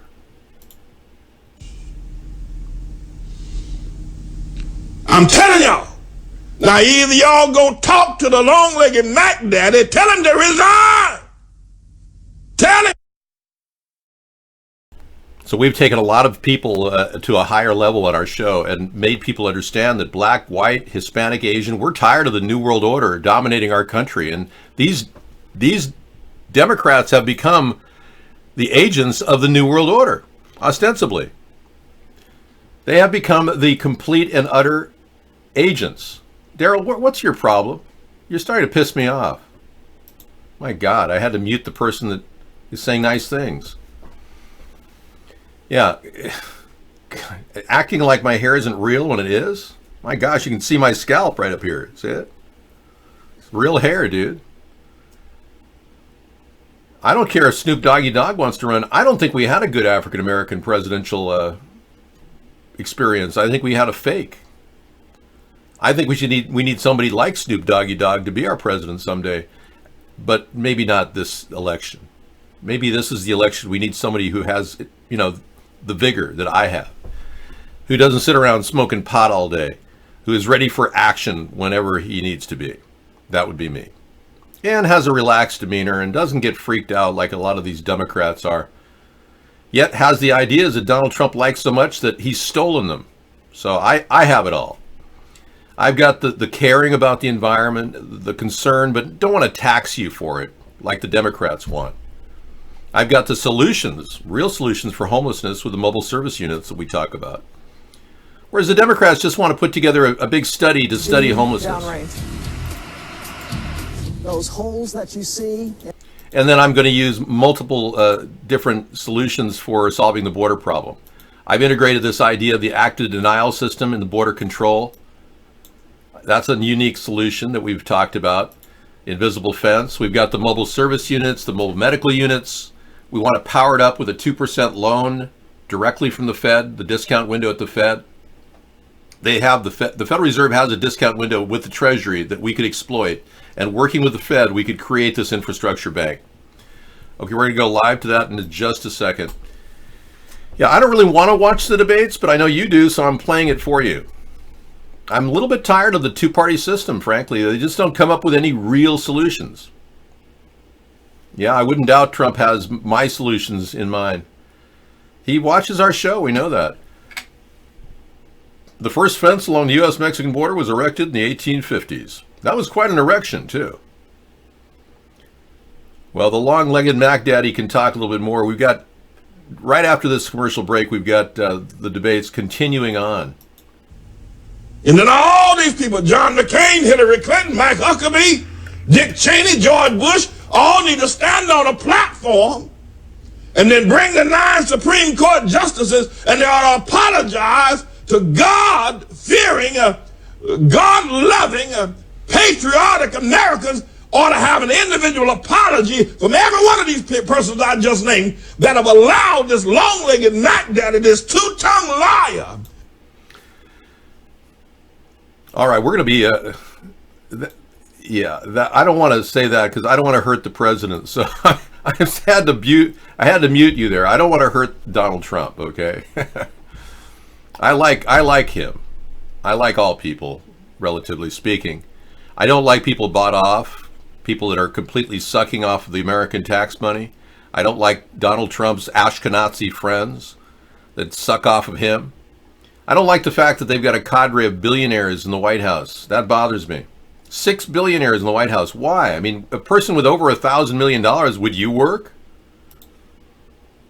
Yes, other politicians. Donald watches our show. I'm sure others do too.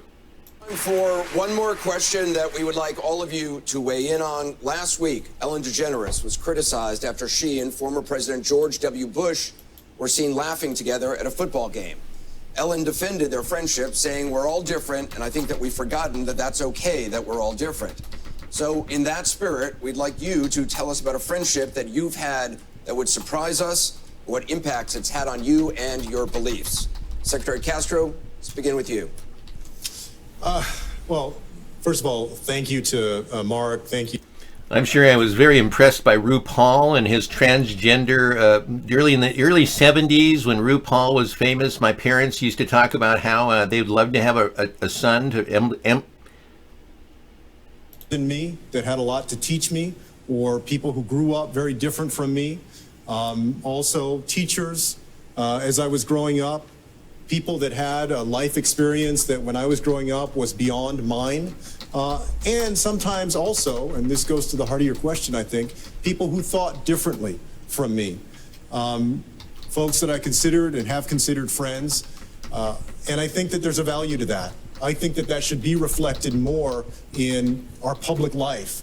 I also believe, to just speak about the incident last week with Ellen and George W. Bush, I completely understood what she was saying about being kind to others. I believe that we should be more kind to other folks. I also believe that we should hold people to account for what they've done, especially public servants who have a record of having done something or not done something. And I think that we can...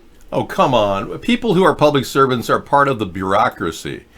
Sir, you are the bureaucracy. You're a suck-ass, kiss-ass, minority wannabe who wants to step into the presidency and do what exactly? Make California Aslan and La Raza?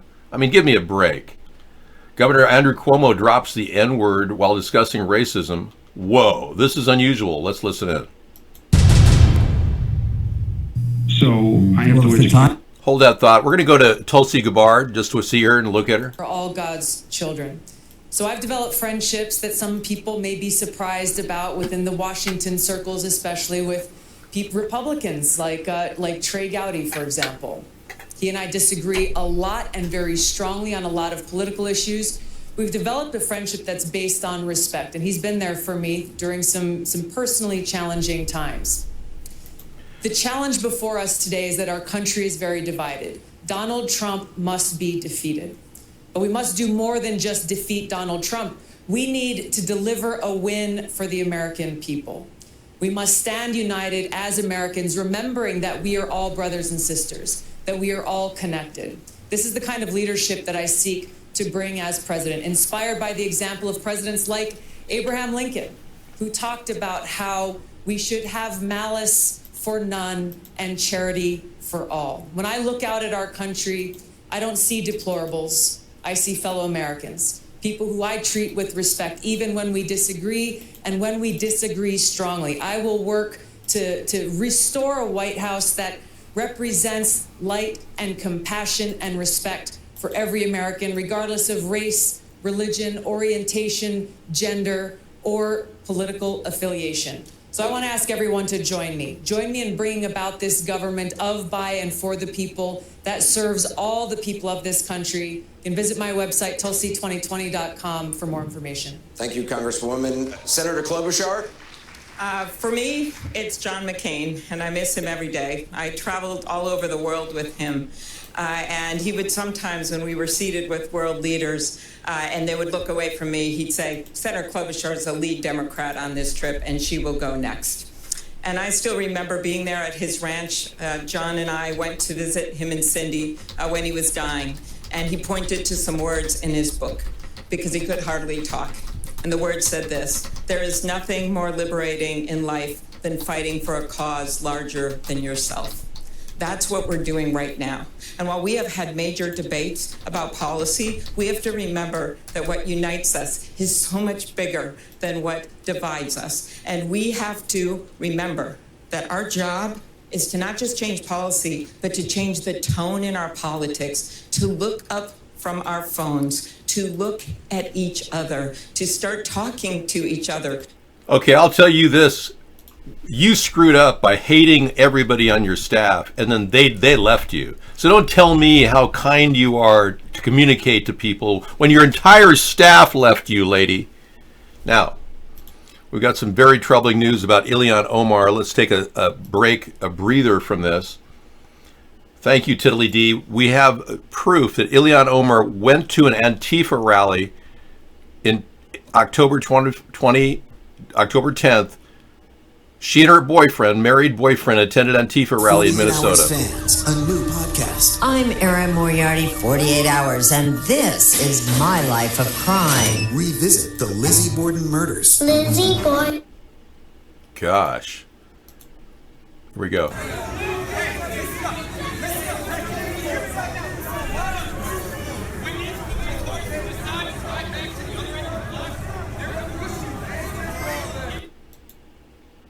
Slow motion.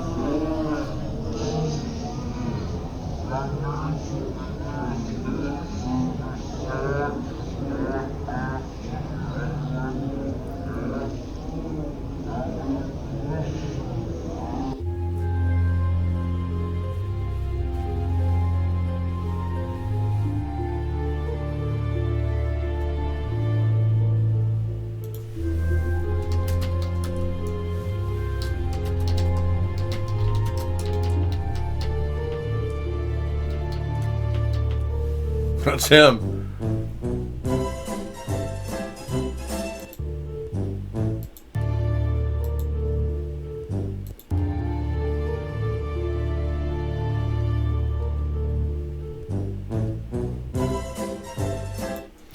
All right, we're going to leave it at that. I don't want to break into...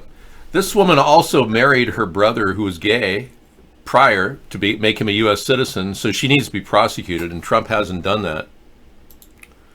Rice and beans, welcome. Yeah, everybody needs an avocado a day. Yeah. Anyway, it's happening everywhere. Yeah. AT&T is setting up 5G towers in Zenitril's hometown. It's happening everywhere. It's crazy. We can't stop it. It's too fast. The Democrats have done nothing to stop the 5G development. They've done nothing to prevent genetically modified food from being integrated into our diets without checking the long-term safety of these products. They've only become splinter groups of hard lefters who continue to push the policies of Marxism. Yeah, can't stop and we won't stop. Now, protesters have trampled and burned LeBron James' jersey in Hong Kong because he caved in. 100%. Stephon Diggs has driven me crazy in the league, and I don't know that it's necessarily his fault. I don't know that it's Kirk Cousins' fault. It's, I think it's the play calling, and it's a lot of things.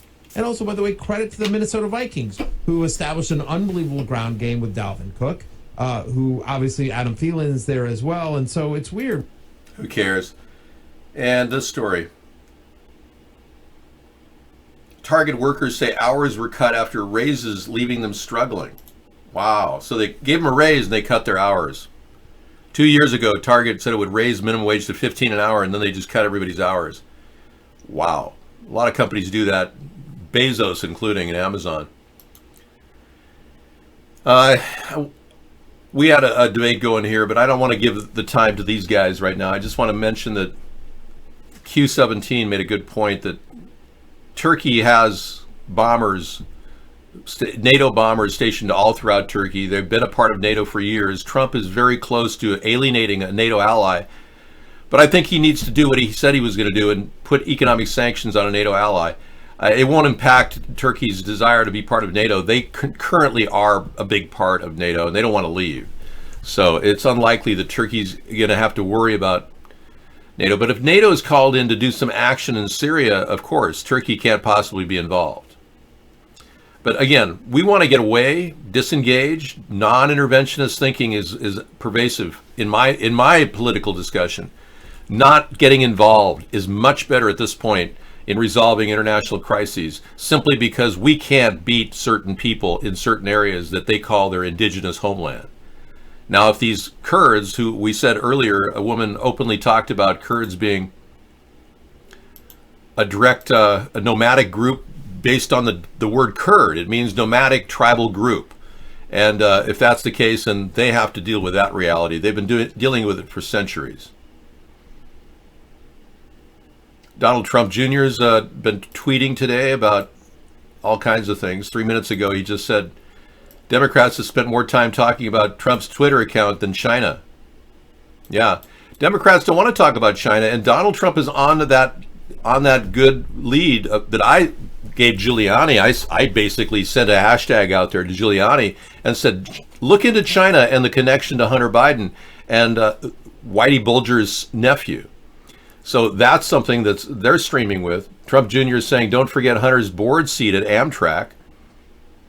His only qualification, you guessed it, his dad has been on a train before. There you go. So Donald Trump Jr. is taking on Hunter Biden directly. I like that. I like that fire in him. That's good. I'm glad he's tweeting like his dad. Let's move on.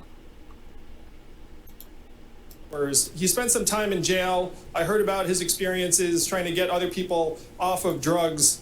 And I'm happy to say that after our ride together, he actually said that he would move from Donald Trump to my campaign, which was a thrill for me, and we've remained in touch ever since.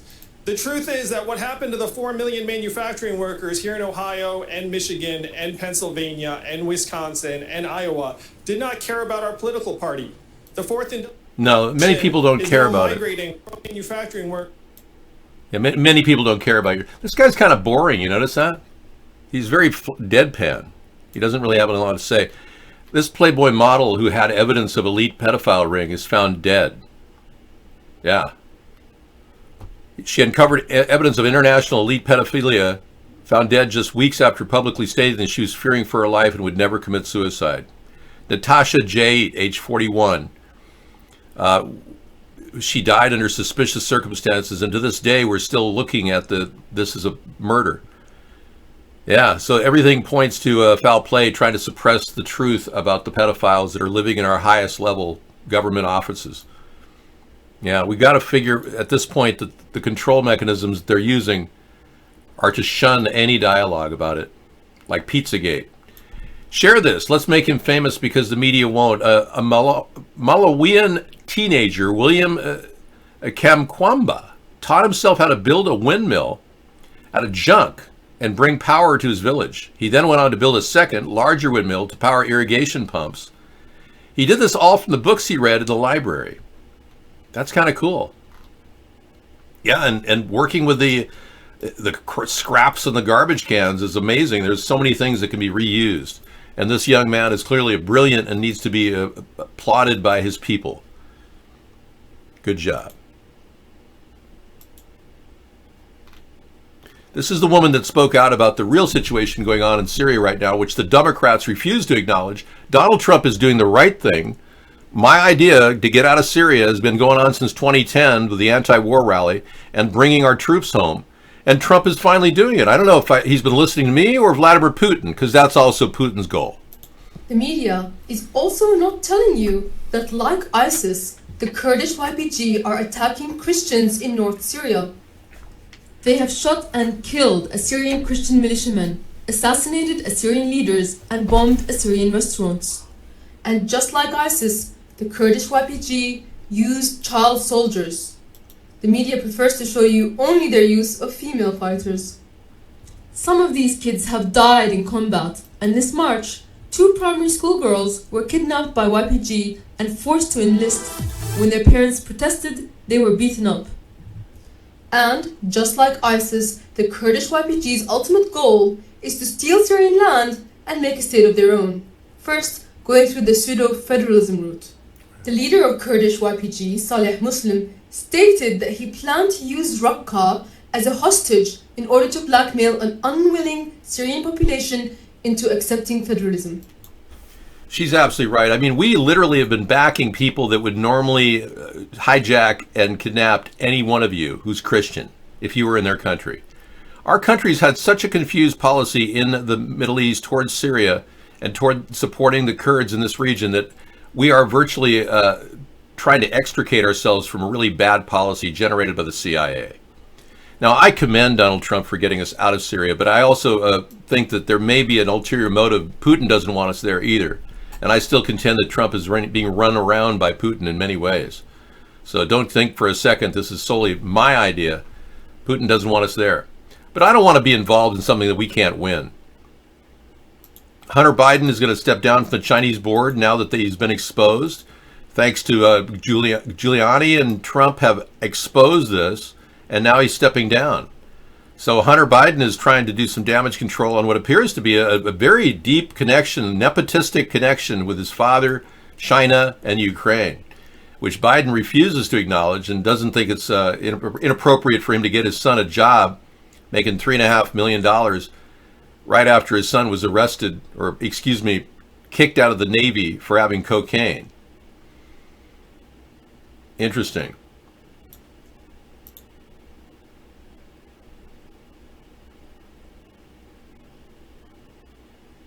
You brought up the impeachment inquiry. I need to mention a Wall Street Journal story that says that in May of 2018, you sent a letter to Mike Pompeo asking for the removal of Maria Yovanovitch, the American ambassador to the Ukraine, to Ukraine, right? At Trump's insistence. Why did and you Mike write that understood, although he and I disagree on everything, that was written that was the U.S. private. Mike Pompeo, he was providing information that was based upon first-hand knowledge and information, And it, by all accounts, even the Wall Street Journal said, and it's true and correct, she was very much against the administration, did not represent them, and spoke publicly against the administration. We were frustrated in Congress with the amount of activity that was going on with replacing ambassadors, and it was part of that push and was one of those pieces of feedback that I gave. And an AP story, the Soviet-born businessmen Lev Parnas, Igor Fruman.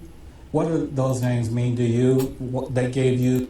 This is kind of boring. No one has asserted my son. Biden said that regarding his son getting help, no one has asserted my son did a single thing wrong, Biden added, pounding his finger in the podium, except a lying president. And Biden promised to bar his family members from occupying any office within the White House and said they won't sit in meetings as if they are cabinet members, jabbing at Trump and his relationship with Ivanka and Jared Kushner as advisors. Well, good for Biden. Yeah, see, Biden's running a strong defense, and the accusations against him really are kind of a moot point. I mean, true, most fathers will get their sons a job if they can. So many people are like kind of reeling from the whole thing. But I think that's wrong. Nepotism is wrong.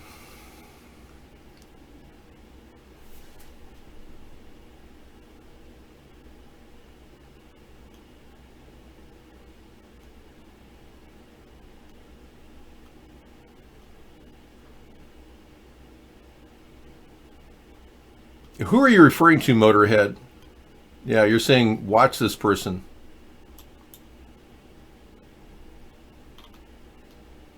Reading the chat.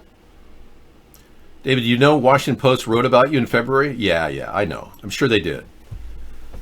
They've been writing about me for years. It's part of their scam to belittle me. There's an extended video out there with a guy saying I'm here to protect a representative. It is an open channel, yeah. Are you gay? We're open to gayness here. It's okay. Anyone who's gay or happy, you're welcome to come in here. Heterosexuals are more than welcome to come in here, yeah. We're an open, non-gender biased channel, unlike the Democrats that tell you can't be a homophobe. We allow homophobes in here too, and gay people. Oh no, I mean, but like literally, is this channel open? Yeah, well, isn't there anything on the screen? When you say open, what do you mean? Open, yeah. We're open, sure. Are we open and waiting for action? Yes. You hear my... Oh, last night it was closed because we didn't close it. No. Last night we had a problem getting in. We were broadcasting a delayed signal last night. We were on, though.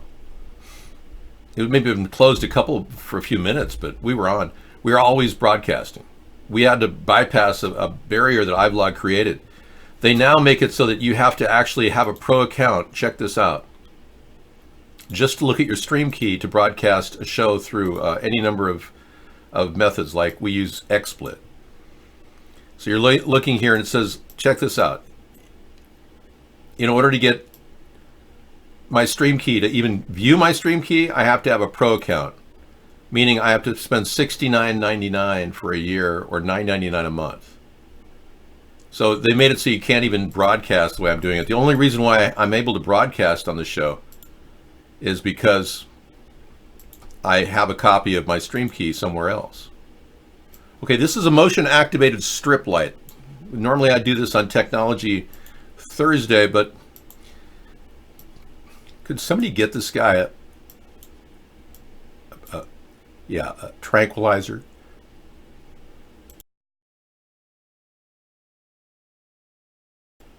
That's Adolf Hitler jonesing on crystal methadone. Seriously.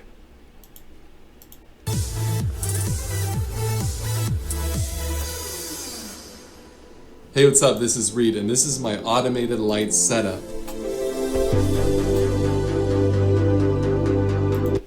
Okay, Reed. Everywhere he goes, his LED lights turn on around him. I'm going to show you my setup in more detail so you can implement what you want to in your home. Cool. I want to check this out. You know, I was telling Sarah that we have a sunlight that we roofed over because it was leaking, and we just did a roof job. And we have this empty space, which I thought would be great to have a projection TV in there or something. But I thought, what a great opportunity to put a really cool LED battery-operated light system in there. That's possible. So we're going to look at that. Okay. David, they spelt your middle name wrong and said you're from Maryland.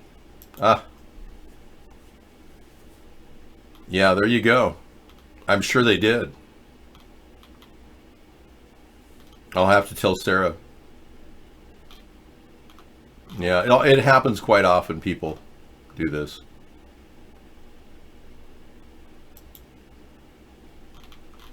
Anyway, thank you for telling me. I really don't care.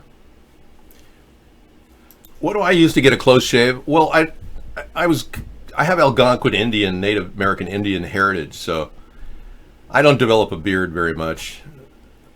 I have a little beard, you know. Okay, I use a Remington shaver from 1983, electric, battery operated. The secret's out. I usually bring it out and show you how great the NiCad battery is, because it's truth. The NiCad batteries of the yesteryear are way better than the ones today.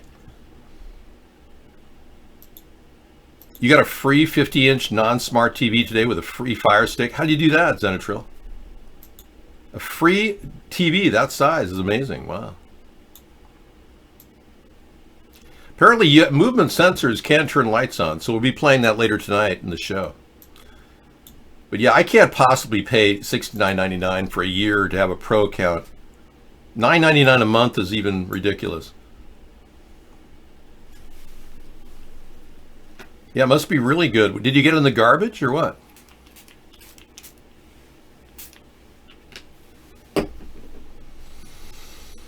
Yeah, sure. Whatever you want to say. When you were in the military. Hi, other one. Welcome. Let's go back to the debates. Capture the last few minutes. Oh, the live video has ended. I'm so sorry. Well, we saw enough live lying to last a lifetime. The live liars were lying incessantly. I'd rather talk about something a little bit more down to earth. Something we can sink our teeth into, like this fake photo of Greta Thunberg, which is pissing off a lot of people on the left. The media went hog wild with Greta, and they decided to take a picture of her eating her sandwich in I guess a train or something, and then put pictures superimposed of starving children outside her window. Yeah, it's upsetting a lot of people. They're outraged. Yeah, they don't want her to be seen as something other than a poor woman talking about the fate of the human race. A poor young lady looking for solutions to her Alzheimer's or Asperger's autism or whatever. Oh, they gave you a TV for free because you got a newer, bigger smart TV. Oh, okay. They got a new, bigger smart TV, so they just gave it to you for free. I don't believe that. I believe that were you asked to do sexual favors for the guys in the back room or something? I mean, who gets a free TV and a Fire Stick to boot? I don't get that. You didn't do anything for it at all? They said, here's a free TV, we don't want it? I don't know. Somebody likes you over there. Yeah, your boyfriend may be a little bit upset when you tell him. Oh, honey, I got this free TV. They just gave it to me. Yeah, sure. Uh-huh. Meet the black transgender Cinderella godmother you've all been waiting for. Or so the woke media tells us. Oh, okay. So we're supposed to embrace transgender grandmothers now? That's kind of a confusing combination. Yeah, I was going to say, she got something for free. You don't get anything for free in this world. I'm not sure what you really got for free. I know you're not. They just gave it to you for free. I know, but you've got something going on. Nobody gets a 50-inch TV for free unless they're the number 50th person to enter the store or something. 500 millionth person. Meet the black transgender Cinderella godmother. Oh, there she is. Whoa. He, she. Who's really clamoring to see a black transgender fairy godmother on cinema screens? Well, certainly the liberal media. But do audiences really care for woke remakes of childhood classics? This woke thing is just so absurd. I mean, how awake can anyone be if they want to chop their penis off? Oh, you know the couple? Okay. Well, you know somebody who knows somebody, then you're cool. So they're not looking to have you enter their couple relationship as a third party? Nobody called you a prostitute. No, of course not. Yeah, when were the libtards considered woke? This is really a misuse of the word waking up. Okay. With Washington Nationals advancing, do you see Trump taking credit? Trump is stealing everything I've got. And since you folks don't realize it takes money to beat people in the two-party system, we've got the show, and you can watch me talk about it, which is kind of a nice thing. I'm more concerned about the Chinese government implementing a policy of forcing people to have justice in Beijing when Hong Kong was guaranteed hands-off, their own destiny and their own dominant. They were going to be in charge of themselves, Hong Kong was, till 2047. That's right. Self-rule was guaranteed for 50 years. And now Xi Jinping thinks he wants to defy the agreement he had with Britain. If I was Britain, I would consider making a statement to China saying you cannot enforce this over the agreement, the treaty that they had. You can't force the people of China to go be tried within a city jurisdiction in Beijing. It's called self-rule for 50 years, whether you like it or not, Xi Jinping. So just stop doing what you're doing and everything will mellow out. Otherwise, if you keep pushing your totalitarian will, who knows? There may be an outright military action in Hong Kong. David, have you ever done sexual favors? Get something for free? Never, never. That's why I'm concerned. Did you do sexual favors to get that free TV? I mean, really? Nobody gets a free 50-inch TV. I mean, unless they are your friends. But you could say that about the person you committed your sexual, activity with.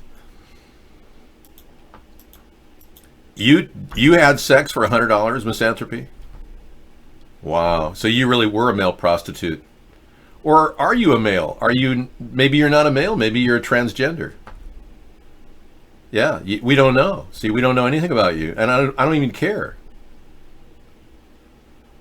You know the couple? Ooh, I would never. No, I'm not implying you would have sex with them to have the TV. They just upgraded. I get it. They gave you a 50-inch TV. That's not that big of a deal. Yeah, just because the rest of the world's watching with awe and amazement that you just got a 50-inch TV and a free Fire Stick doesn't mean we're jealous, okay? You happen to know somebody who upgraded. It's not a big deal, folks. No, there was no hanky-panky going on behind the scenes. But you did say it was not a smart TV, which is really good, by the way. That means that when you're in your bed, the TV won't be looking at you touch yourself. They got a 75-inch smart TV, which means they'll be watched. You know they will. Well, Fire Stick, whatever, it's just as good as Roku. I mean, who cares, man? It gets you connected, whatever. Whatever gets you through the night is all right. So I parked my Twitch show over here because I get about the same number of people saying, Mr. David, I have made another $100 tonight. The Twitch guy said he made $100 tonight. Kenji Soup attacking our show. And I'm not telling him to attack it. He's getting somebody on Reddit to say, and they're paying him. They're paying this guy from Cameroon to attack our show, and his family is eating. And he said, Mr. David, thank you for letting my family eat. I could not support them without censoring you. It's like, you're not allowed to censor me. It's violating international law, Kenji Soup. But you're feeding your family. Isn't that ironic in Cameroon? It must be a tough life for you in Cameroon, Kenji. You poor guy. See, you're a big star now. Big star on TV. This guy actually picked up a Reddit ad. Somebody posted, probably Mark, for all I know. And Mark got tired of paying people $5,000 per DDoS attack, so he's sending it out on Reddit and apparently paying people $100 every time they DDoS me. You like Mindhunter? Yeah, I'm gonna look that number up. Mindhunter. Yeah, I'm gonna check it out. I've been wanting to check it out for some time. Yeah, it looks like right up my alley. I like action adventure, psychological dramas, crime. I like crime shows, but not NYPD Blue. That's just too cad. It's more like Dragnet. Where were you on the night of the 4th, ma'am? Was your husband with you when you went to the bar? Yeah, well, we've been watching no commercial Netflix and Prime for a few years now. We gave up cable 10 years ago, Sarah and I did. So we haven't really watched many commercials. We watch TV on our trip. Motels have commercials, cable. That's about it. We'd hit the mute button every time a commercial came on cable. Yeah, well, I'm not really of the belief that you can separate your mind from the brainwashing that's already occurred. I'm still trying to extricate myself and transcend from the brainwashing of years of watching television as a kid. I used to watch 7 to 10 hours a day of TV. So I grew up in that entire mediaized realm, just like many of you did. Cory Booker, caught in debate falsehood, returns donation from Big Pharma exec. He's forced to return a donation from a top Big Pharma exec, caught in a lie. He said in the debate that he does not solicit donations from Big Pharma execs, and there he was. But returning the donation has not helped Booker in his quest to stay alive in the Democratic presidential debate. More than half the field will be facing elimination tonight from the future debates for not meeting the support threshold necessary to keep it going. So we might have seen the last of Tulsi Gabbard, although I thought she did a really good job of carrying the party line. Tulsi Gabbard is my favorite of the Democrats. I don't have a problem with Biden as much as many of you do, but it still bothers me that he had those weird things he said to that young girl. Seems so pervy. Yeah, every time I play it, it's like, why? Why would you say those things, Joe?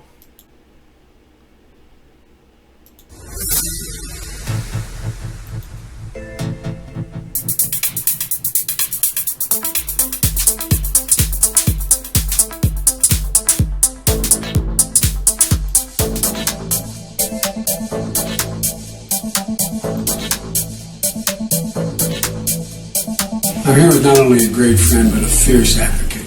Lady Gaga has been the voice for people who have been forgotten and people who have been abused. Until what happens to you.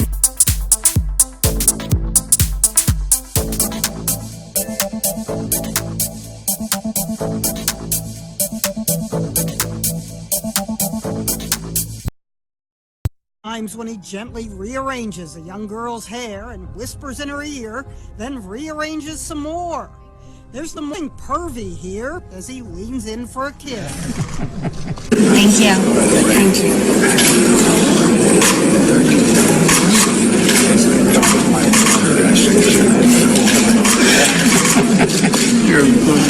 Thank you. All right, come on, slide in here. Thank you. Sorry for the volume warning. Yeah, but there was apparently he said that he apparently the 13-year-old girl he was talking to, he said he got really horny around, and I thought that was weird. No, that was not edited. That was real. And we've been trying to pick up better sound quality out of that. And I did some work on another video that I can't find right now, but that doesn't matter. What matters is we have a steady hand controlling our country's future. Many of us have been suffering from battles of the Civil War and have reached a time when we need to make amends. And America needs to have a new future. And I plan on helping this country. Just because I was once a great president doesn't mean I have to be left here and no one can think I'm very funny anymore. The problem with having your head blown off, you can't be president anymore. And gosh darn it, the ghost of Abraham Lincoln is back, and I'm better than ever. I endorse this David Sponheim to carry on freedom, the Republican way. reunify our great nation. Sorry, I was taking a liberty there. Weird things have been happening to me at night. When I wake up, I have scratches on me. That's a little weird. And you're getting free TV sets? Are you sure you're not having relations with the TV set? That's right. Breaking news. It's good to tell the feds who made the videos. I don't think the feds made those videos.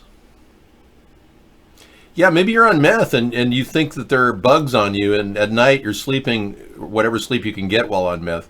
You don't do drugs? Oh, then you're not on meth. Hitler was on meth, and look what he was doing. I mean, talk about jonesing. It's just amazing. This is so sick. It's like Adolf Hitler jonesing for more. This is when people get jammed up on meth. It happens. Have you ever been to a methamphetamine, like a crack house? Well, I've never been, so I don't know. But whatever.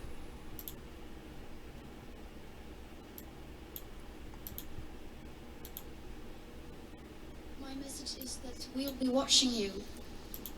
Well, you'll be watching me. Well, okay. Well, I hope you watch me. What are you, a voyeur? Okay, Bengalitis, you're back from going to the bathroom. Okay. Did you flush? Did you set the toilet lid down?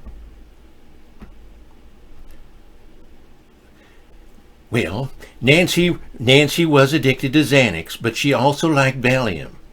And Ronald Reagan was a moron. Everyone knows that Ronald Reagan simply read off a script. And gosh darn it, you shouldn't make fun of Ronald Reagan. He was a big hero to all of us. I don't know what's scratching you. I don't think for a second it was a ghost, though. That's weird. It's probably bed bugs.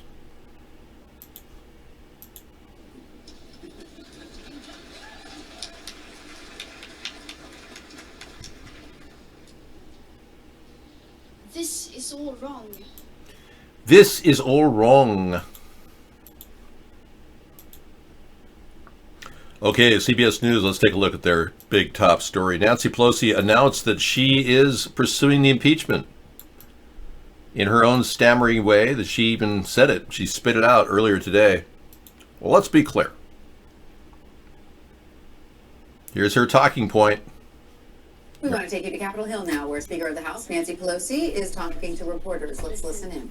Concerns to share what we intended to do. Now that we're back this week, two committees, Education and Labor, under Bobby Scott's leadership, will be marking up H.R. 3. Energy and Commerce, under Chairman Frank Pallone, will be marking up H.R. 3. And Mr. Ways and Means Committee, Chairman Neal will be... 22 minutes of this. I cannot bear it. I'm sorry. I can't even believe she talked for 22 minutes, but it's worth keeping just to see if she can talk for. Let's see what she says during the middle of it. To provide us documents. The Secretary of Defense on Sunday stated that he would comply with the congressional subpoenas. Well, apparently his willingness to comply has now been countermanded by a higher authority. We must presume that the President of the United States has instructed the Defense Department not to comply, or has done so through the White House counsel, notwithstanding the Defense Secretary's willingness to comply with lawful process. The Office of Management and Budget had a pivotal role in the suspension of that Ukraine military assistance. They refused to provide the documents that would give evidence as to why that was being done. Really? So OMB is starting to stonewall Adam Schiff. So the Democrats are going to be filing lawsuit after lawsuit now against everyone from William Barr for withholding documents related to Trump and Ukraine, possibly Office of Management and Budget. It's all going to come down to how aggressive will the Democrats be in charging people with crimes, because so far they haven't charged William Barr with a crime. If I were leading the Democrats, I would have filed a lawsuit against William Barr on 2 or 3 levels. One, he sided with Russia when he wrote a letter to Rod Rosenberg asking to not investigate Michael Flynn, who turned out to be a Russian agent. William Barr also should answer to the fact that his dad, Donald, was the first person to get Jeffrey Epstein a job at the prep school, the Dalton prep school that he allegedly molested little girls at. That's William Barr's father, Donald, that got him the job. So the Democrats aren't asking the big questions. They're still taking their time. And so the case for obstruction of Congress continues to build. Good. But even as that case for obstruction continues to build, we are nonetheless continuing to get good and important information from these courageous witnesses. And I'd be happy to respond to a couple of questions. Mr. Schiff, I'd like to hear from the Speaker as well why you find it important to keep this portion of the inquiry happening behind closed doors. And at what point will you bring in American people into this process? At what point will you show that? Well, that's a very important question, and I think people need to understand the fundamental difference between where we are today with the Ukraine investigation and how the Russia investigation was conducted, how the Watergate investigation and how the Clinton investigation were conducted. In each of those cases, there were either independent counsels or special prosecutors doing the investigation, doing the initial investigative work, and that was all done behind closed doors. And it was done behind closed doors for a reason by those special counsel, and that is there is a profound investigative not only interest but need to make sure that one witness does not have an opportunity to read another witness's testimony and either hide the truth or color the truth or know just how much they can give and how much they can conceal. I'm sure the president would like nothing better than to have witnesses have the advantage of what others are saying. But I think there's a security risk for any of the whistleblowers regarding the Ukrainian thing. Donald Trump keeps insisting in Twitter that he wants to see the names of the whistleblowers. He wants to face his accusers, basically. Well, there's a little problem because there's a history of thugs walking up to people going, "Hey, you better not talk about this Trump thing, Miss Stormy Daniels. Oh, what a pretty little daughter. We wouldn't want anything bad to happen to her mother now, would we, eh?" Seriously. We know Paul Manafort was trying to tamper witnesses when he was under the spotlight before he was sentenced. And we still haven't seen the second trial on Paul Manafort. That's kind of left sitting out there wondering where that is. They say they're waiting for Roger Stone to be tried now. That's just a BS story that Mueller threw out there. Roger Stone had nothing to do with the emails. He's being picked out as a guy just to redact 9% of that 448 pages that probably say that Trump is dirty as hell. Yeah, where's the redacted portion of 448? The 448 pages, where is it? Thank you very much. Well, we have a couple people talking over at iVlog, but I think iVlog has reached a point where, they're limiting so many people coming into the room that it's amazing we even have a show over there right now. Yeah, it's kind of a shocking what happened to iVlog last couple days. They have shut down our show virtually. Well, 15 viewers, 15 chatters, but people don't talk over there for some reason. We got more action over here at Twitch. Let's see what you guys are saying. Epic dance music, Burke. There you go. Good for you, man. You go, Burke. Dance away. Party like it's 1999. But there are reasons why Special Counsel Mueller did his investigation before a grand jury and not in public sight. There are reasons why the Watergate and Clinton special counsels did their investigation in like manner. You're traveling through another dimension, a dimension of both BS and lies. A wondrous world of both that of your imagination and the propaganda machine of the Democratic Party. You're about to cross over the threshold of the truth. We're about to enter Truth Tuesday. Welcome to Truth Tuesday. We have people in there who just don't even belong to be in our show. And they just mouth off every time. I just kick somebody out of iVlog. What is wrong with you people? Don't you have a brain? Can't you communicate? Are you like frozen in time? I mean, you iVloggers just don't get it, man. We are, everybody. Truth 2.0 is number one, reject BS. And I hear a lot of BS from the Democrats and the Republicans. This is not a lie. You don't get it? What do you mean you don't get it? You don't get anything. It's like you don't even want to think. I'm not here to berate you, though. You've had that enough just growing up with your mom and dad. They said, hey, why don't you wake up and think, kid? Well, you are being dumped on chemically, so I don't blame you too much considering you're breathing lithium and drinking fluoride. In fact, I don't blame any of you for being quasi-retarded. I don't think Misanthropy is a dude. I'm coming to the conclusion he's not really a dude. Yeah. I've been thinking about this at great length, and I believe that Misanthropy may be faking his gender. I'm kidding, dude. Yeah, I'm not going to reveal your sexual identity. The agenda is forever disappointment. Your parents used to beat you? Oh man, you suffered. See, I knew it. I sensed you had been a victim of your parents beating you. The agenda is forever disappointment. When we talk about your disappointment, at least we can air your views here. You're among friends, fellow disappointed people. We don't know why their dad beat him, because he was probably working for the military, and most of those people beat their kids. They come home after taking orders from the brass, and they start beating their kids and their wife.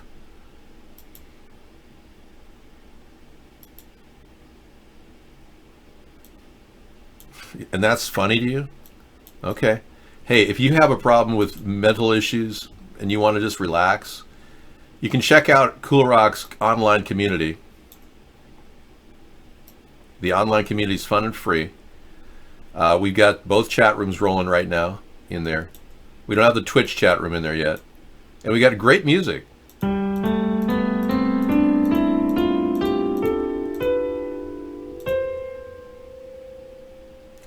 And a nice harp to play calming sounds.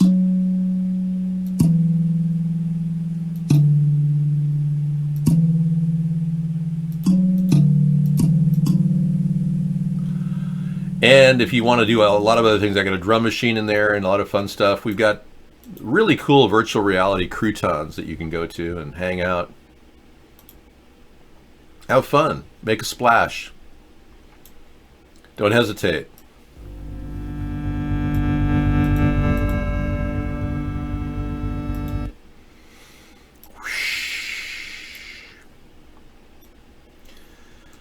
So it turns out Ebola is still growing out there in Liberia and Uganda.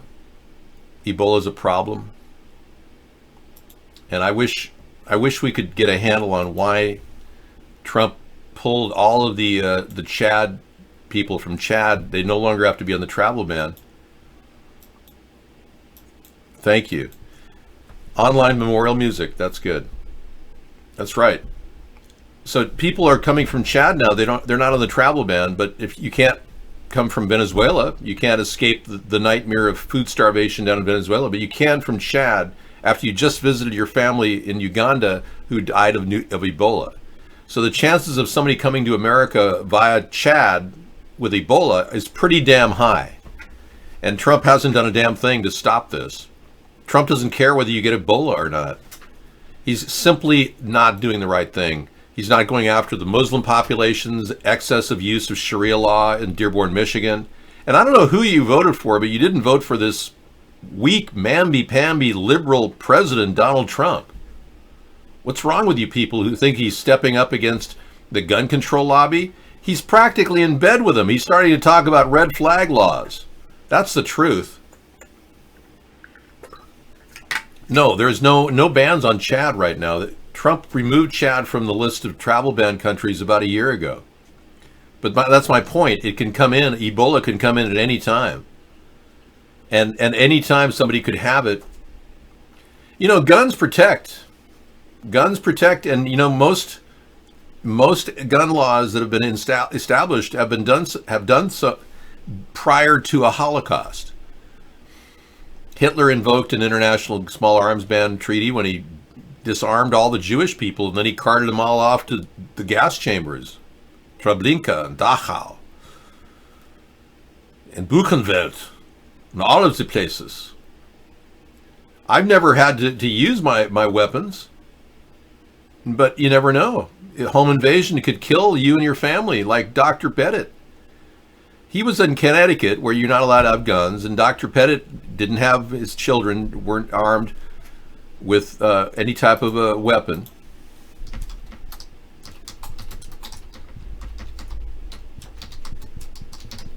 And a few years ago, he lost his entire family, his two daughters and his wife, to a home invasion.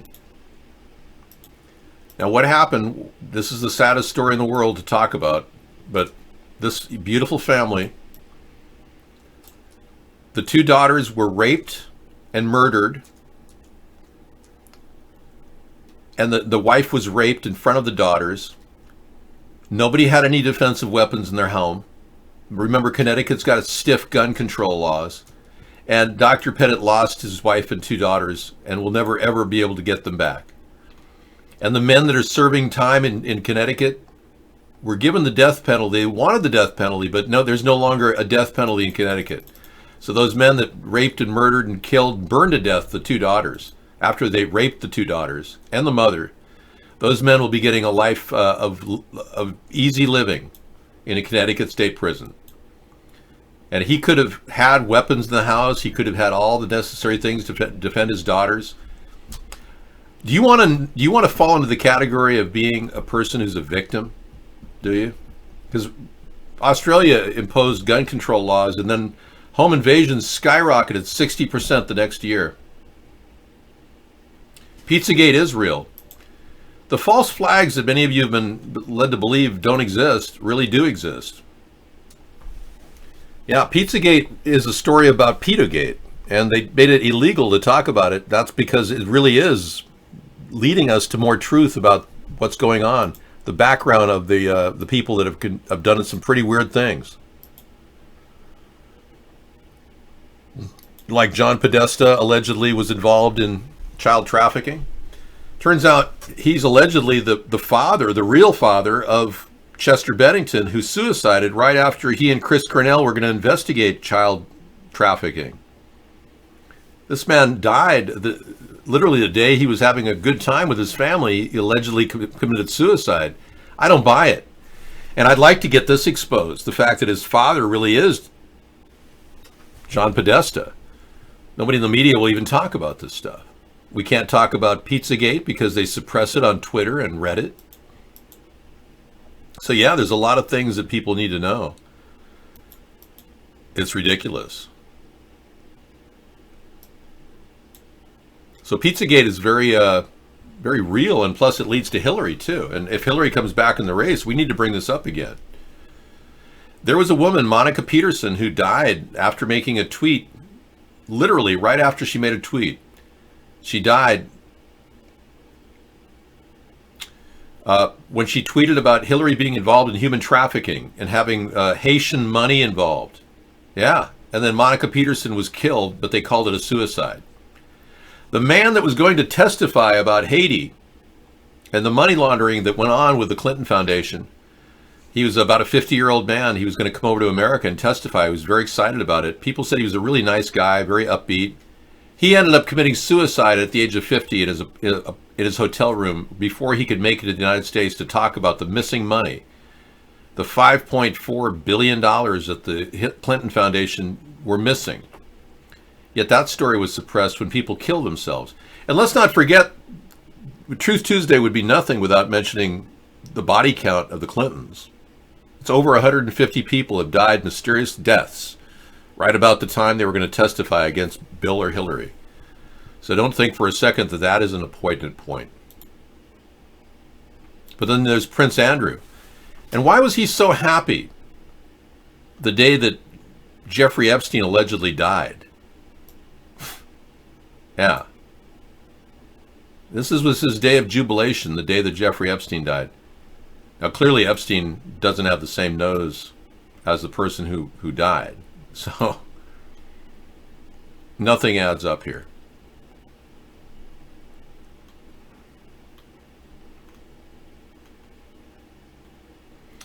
Nothing adds up. Anyway, no need to make a big issue about it, really. Yeah, just layers of scrim over the big picture. Well, the body count would be in the hundreds of thousands if the Clintons were involved in rigging the Haitian earthquake.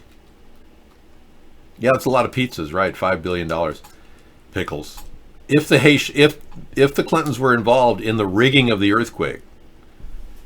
Now, you're saying, what do you mean rigging of the earthquake? Well, there's evidence that there was a ball of lightning hovering over Haiti.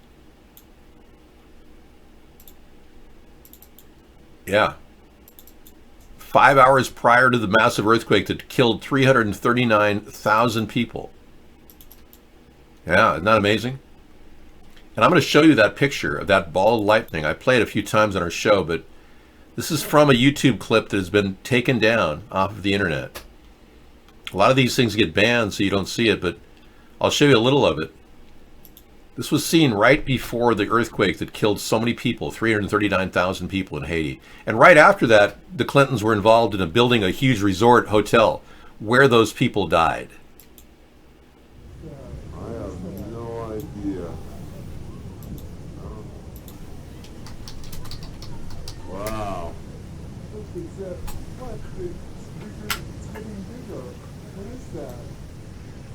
Oh, let me see if I can focus in on it. Pretty cool. Come on, focus, focus. Oh my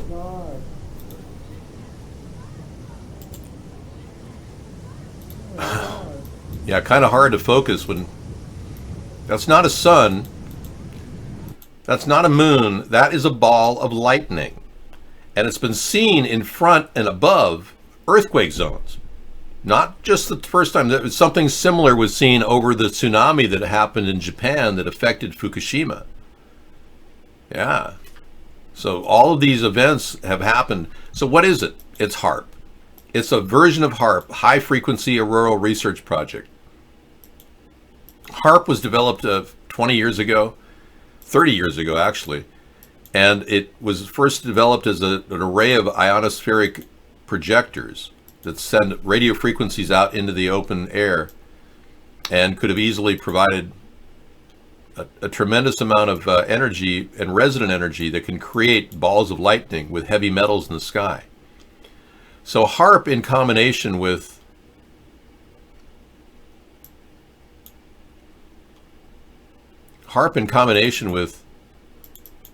the heavy metals that are being dumped in the sky can create these things.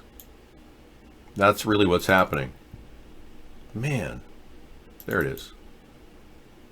So I've looked for HAARP I've discussed HAARP for well over 10 years, I guess. Since we first started here, we first were made aware of HAARP in 2009, 2008. But so the Republicans are still blindly supporting Trump have to know that according to Mueller testimony, Donald Trump was blackmailed over the sex tape. That means the sex tape's still in play. I don't know. No, it's X as an X video. That's the company. It's like, I think that's the company that has videos. I'm not sure. But that's where it was uploaded anonymously, and that's how it was seen by the world. The media hasn't picked up on it. They're not talking about it. I've been to a strip club too. But I've never been to a Moscow hotel with prostitutes urinating in front of me. I was at a strip club, yeah. There's strip clubs in Los Angeles that I was at when I was younger. Sure, it was a common thing. People do that. So you're saying that's no different than a strip club? Not really. It is different.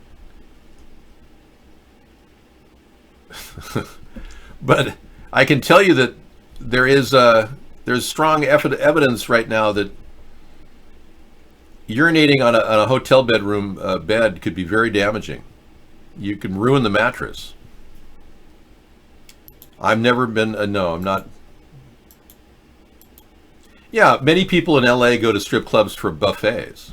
They actually have a buffet option at most strip clubs now. So you go there, you get your lunch, You pay your set fee. If you're a guy, you get to sit there and you have to buy like 2 drink minimums and you get a free buffet. It's almost like a happy hour buffet. And that was happening back in the 80s. I'm sure it's still happening. Yeah, Trump making Russia great again.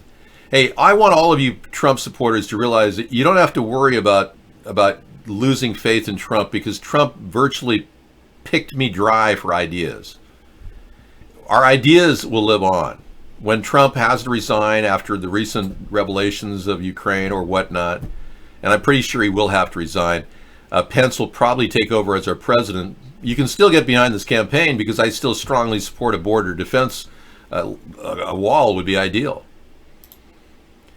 I've even got the concept of a fence created by containers. Right. America's Third Party has had a 1,000-mile fence idea since 2008. 11 years I've had this idea. Recently, we added the container fence idea, where we can actually have people living in these things. And we can do it all for right around $1 billion. Big difference. Trump hasn't built more than 100 miles of fencing. He's talking about fortifying existing fencing. That much he is doing, but he hasn't built more than 100 miles of fencing. He claims he's going to have 500 built by the election. I don't know. Not the way he's building it. This you can put up really fast.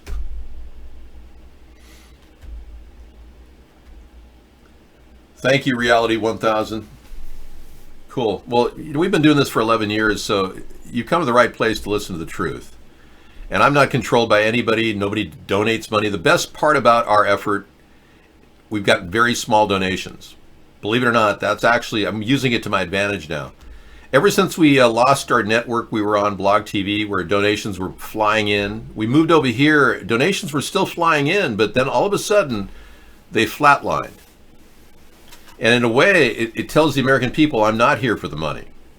It's probably the best piece of esteem-building truth that I can bring you, is the fact that we're not here for the money. Never were. I don't profit from any of the endeavors I do every night. I do this for free, and have done it for consistently every day for 11 years. And I never made a penny doing it. And that's not something I'm complaining about. It's actually the story of the truth of David Sponheim, which is bigger than life, because nobody could do this 11 years without pay, without support, without financial donations to the cause. We've had just a trickle from a few old donators, and we kept the money that we got initially, and we've been using that to maintain the flow here. But believe me, that's actually a selling point at this point, because corruption in the Democratic Republican Party is so deep. Look at Beto O'Rourke. He literally married a woman who has $12 billion. He married a woman who has $12 billion. So Beto is just this really greedy guy who'll do anything to convince the Democrats to vote for him. Thanks for my commendation for consistency. And the fact that nobody really is pitching a third party, I wanted to fill those shoes. Ever since Ross Perot and his effort to build the Reform Party, I really needed to step up and keep this up. And there's no reason why I'm going to give it up because I'm suppressed or censored in the media. That's all the more reason to keep this going. No, I'm not going to be on the ballot. Unfortunately, nobody's been able to get me on the ballot in any one state. That's the problem. We don't have enough grassroots support to pull that off. And a lot of people are just overwhelmed with life that they don't understand that it takes getting signatures to get a person on the ballot. You go to americasthirdparty.com and click the old site button, and you'll see we still have the mechanism to get on the ballot, but people just aren't willing to do it. Most of us are overwhelmed with stress and life. Yeah, theoretically, I could be a write-in candidate at all levels, but many states now require me to sign up as a write-in candidate, which is another rigmarole. They're systematically keeping me from meeting the requirements of the FEC, as well as getting any media attention at all. I've been kept out. Yeah, and I don't mind being controversial, but I realize too that a lot of my ideas, conspiracy ideas, are not something we can act on. Just because we know that JFK was not killed by Lee Harvey Oswald, even John Kerry agreed with that assessment. He believes there's someone else that killed our president. We're not going to be able to act on the murderers who are probably still living, some of them, who killed our president. So surely John Kerry, when he said that, he thought there was a reason to believe that somebody else was there. Yeah, it's pretty obvious that the story needs to grow, and Trump has kept the information recently about Lee Harvey Oswald from the government, from the press. Yeah, Lee Harvey Oswald worked for the CIA. He had no reason to kill the president. They used him as a patsy. They wanted to get rid of him because he was challenging the people that controlled the CIA. And of course, JFK had the great secret society speech, which he exposed them completely before his assassination.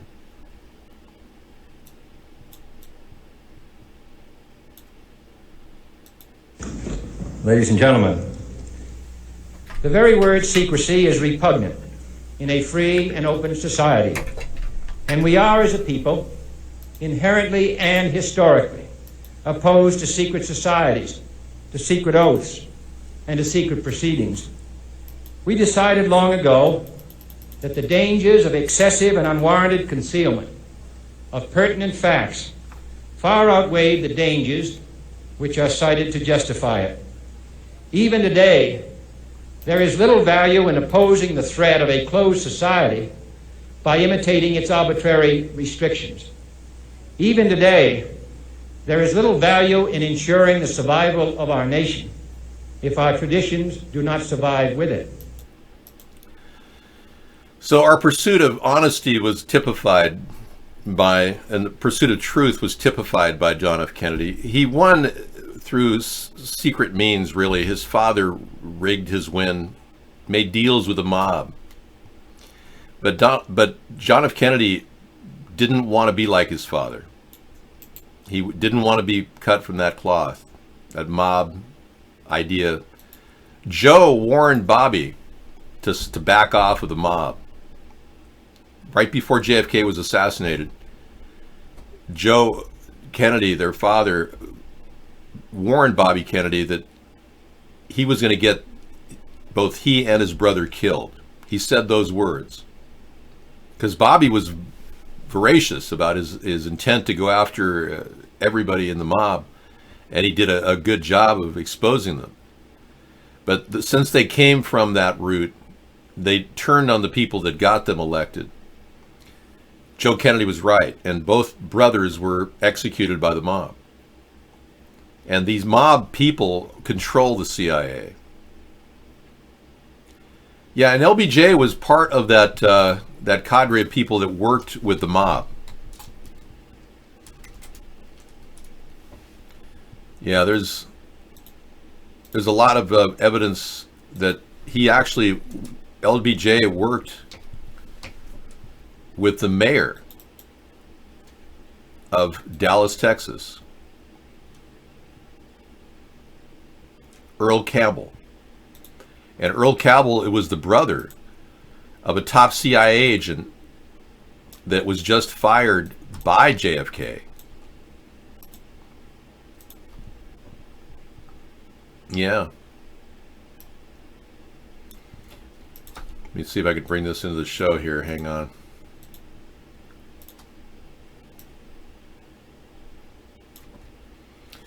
Anyway, this is the guy whose brother was fired by the CIA, fired by John F. Kennedy, who worked at the CIA. So the mayor of Dallas, this guy over my face, is seen in this picture on the left, virtually winking. You can barely see it there, but he's winking at the president. And it is absolutely indicative of a coup. That he winked at LBJ and as if, yeah, we made it happen. See the wink there? That's a wink. You're looking at a guy wink his eye right there as he's looking at LBJ and standing right next to Jackie. Now, Jackie said at the same meeting, by the way, that her husband, who's laid in state in front of them, was not him. It was not Jack.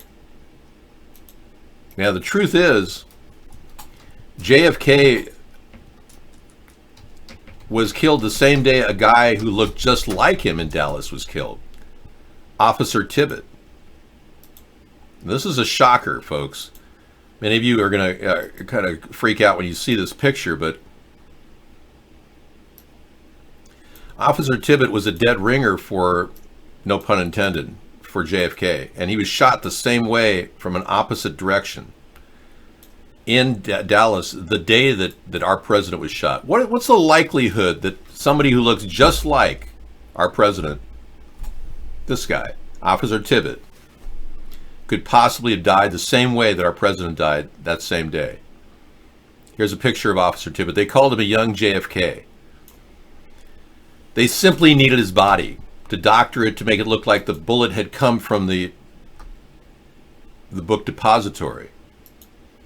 That's what they were trying to do. They were trying to make it look like it was a killing by Lee Harvey Oswald. So everything was rigged. That's right. The entire investigation was rigged. So we're not going to get to the bottom of that right away, but I can certainly put a group on the new information that's been made available or hasn't been made available by Trump. I will reveal all of the current data that we have on George H.W. Bush and countless other people. But we're not going to solve the JFK mystery assassination. We're also not going to find out who exactly did 9/11, but we are going to look at it as a possible inside job. That's what I plan on doing. If the people that did pull off 9/11 were in the government, per se, Dick Cheney should be interviewed by a grand jury still. He's still alive. He can't explain why he spent 35 minutes on the phone with Officer or General Worley. And they talked about what exactly for 35 minutes while our country was being attacked and the buildings were being allegedly targeted? Yeah, Lee Harvey Oswald probably didn't die of that gunshot wound. Very few people who get immediate medical attention die of a stomach shot, a shot to the stomach. I think the shot came from the front. It's obvious. And experts have shown that the shot may have come from the grassy knoll or from the curb. There were young men with shotguns or rifles in the curb itself, in the sewer drain, ahead of the president.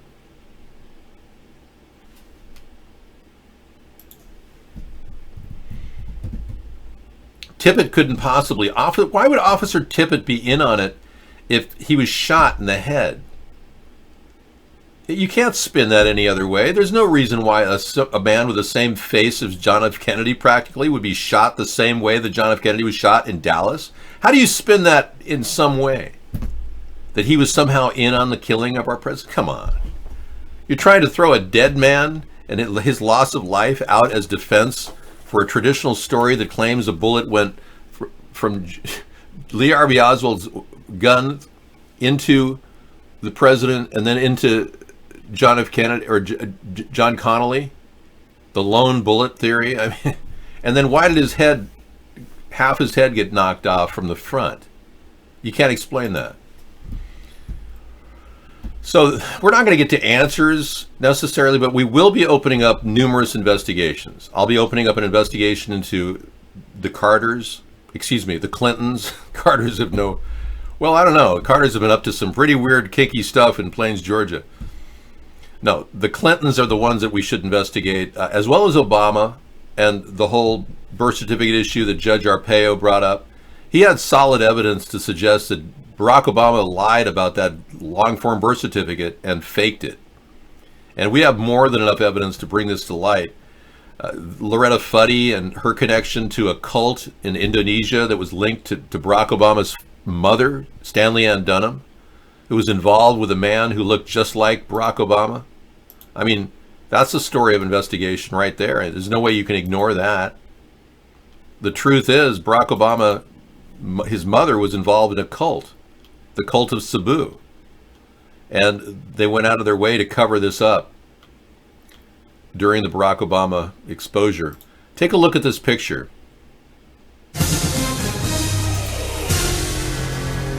Obama's Chicago. This is Mohammed Sabu, a cult leader. who was in charge of the Cebu cult, which Loretta Fuddy was involved in, the woman who brought the long-form birth certificate to light. She was a helper of the Cebu cult. Anyway, the cult leader looks just like Barack Obama. Yeah. You know, I was worried about Jimmy Carter. I still believe that Jimmy Carter may have been roughed up. Yeah, seriously. That injury to his eye looked like somebody hit him. I've seen people being hit before. That wasn't some fall incident. That's pretty serious. Jimmy Carter's net worth is less than $1 million. That tells you how honest Jimmy Carter is, you know?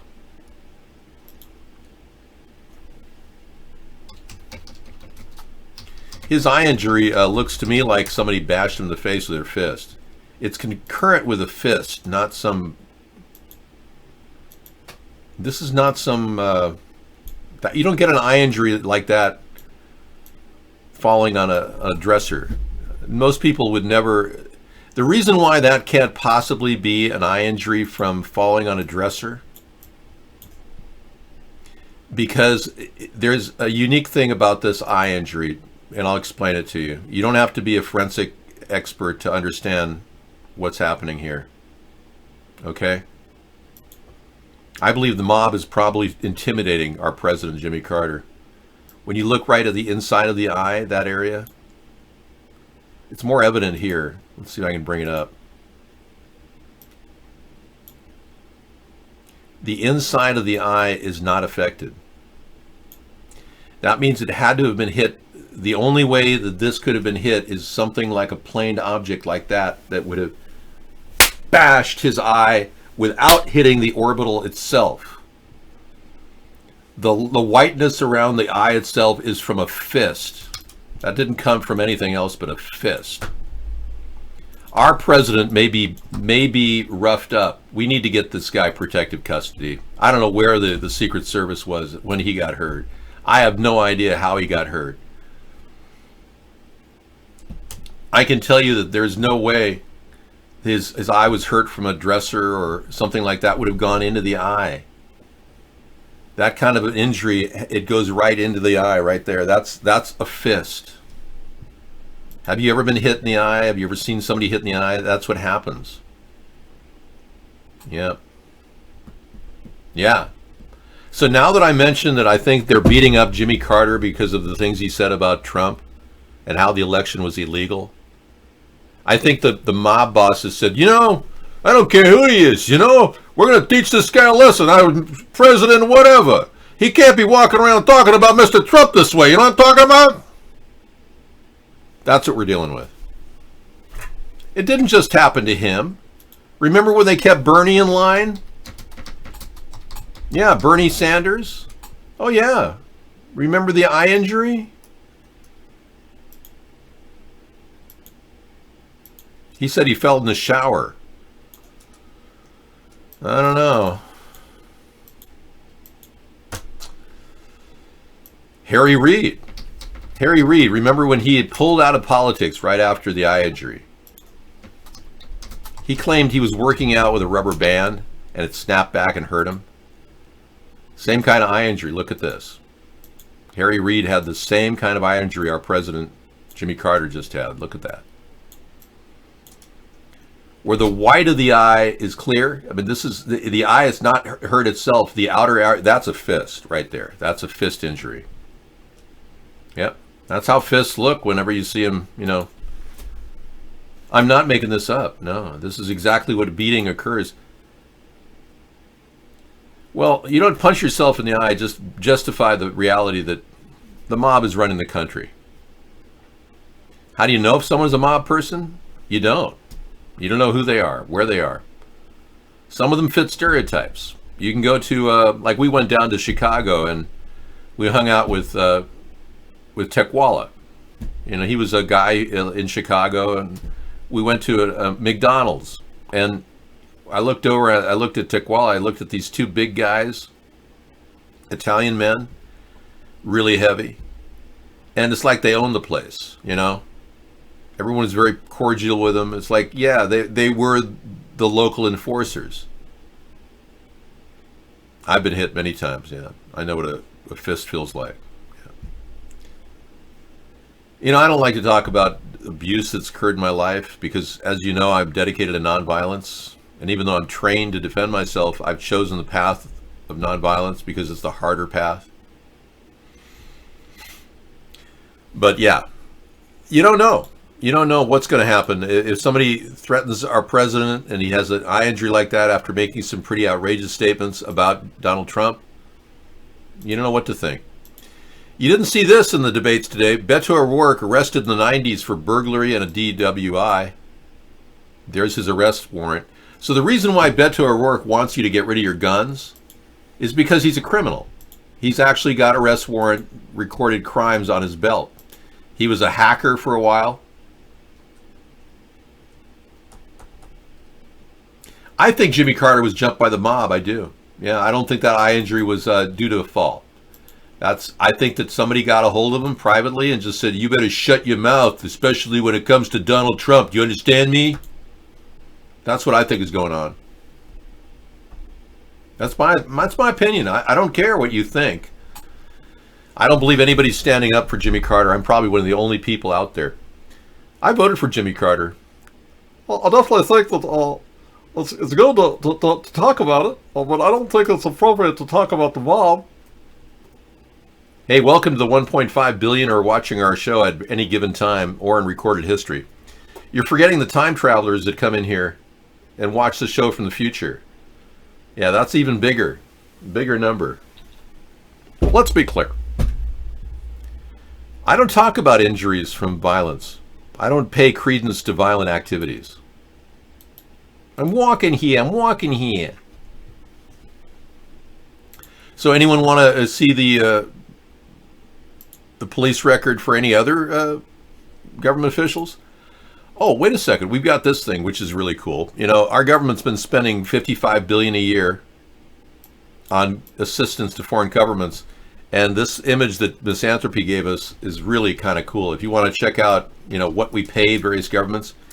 Ilhan Omar is on record saying that our government gives Israel $3 million a year.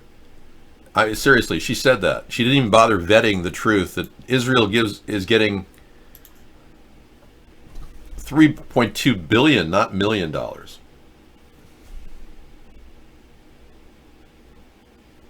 We have people in the future watching our show.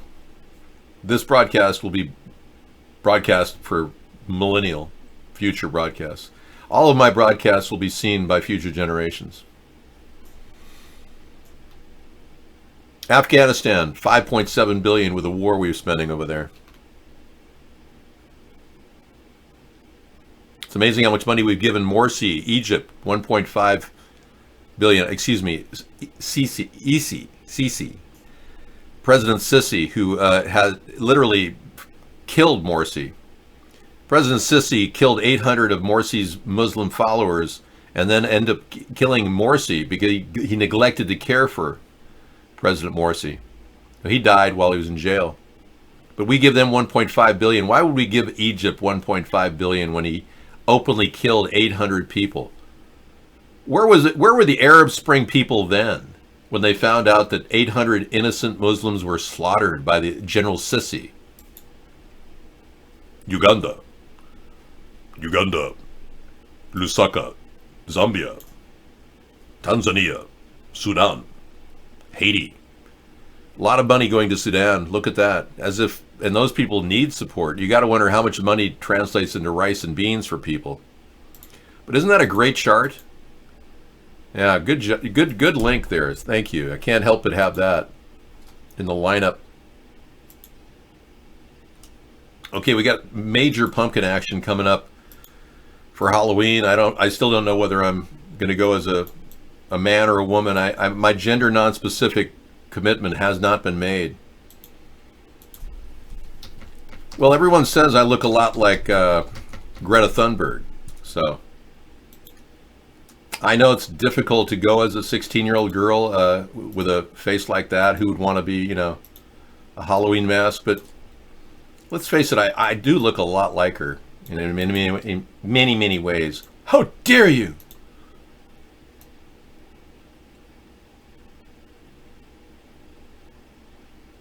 kind of freaky, actually. But I don't know if I can get a mask to make it look exactly like her, but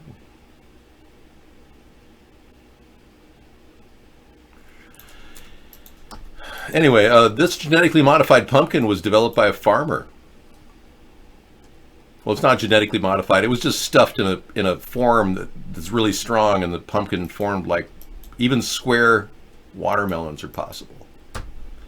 Isn't it amazing?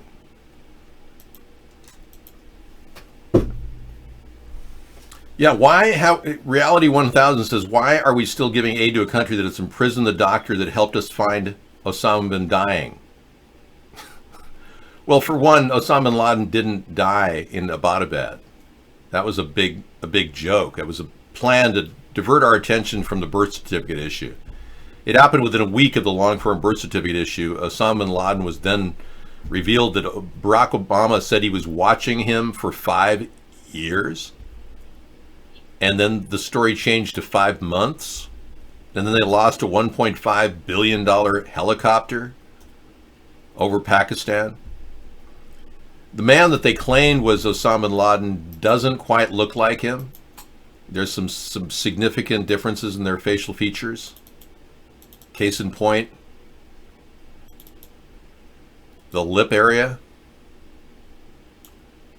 This person right here was the person they allegedly shot and then dumped his body over the North Arabian Sea, over the Carl Vinson. It doesn't match the original Osama bin Laden. It's close, but no banana. The original Osama bin Laden actually had a different lip area.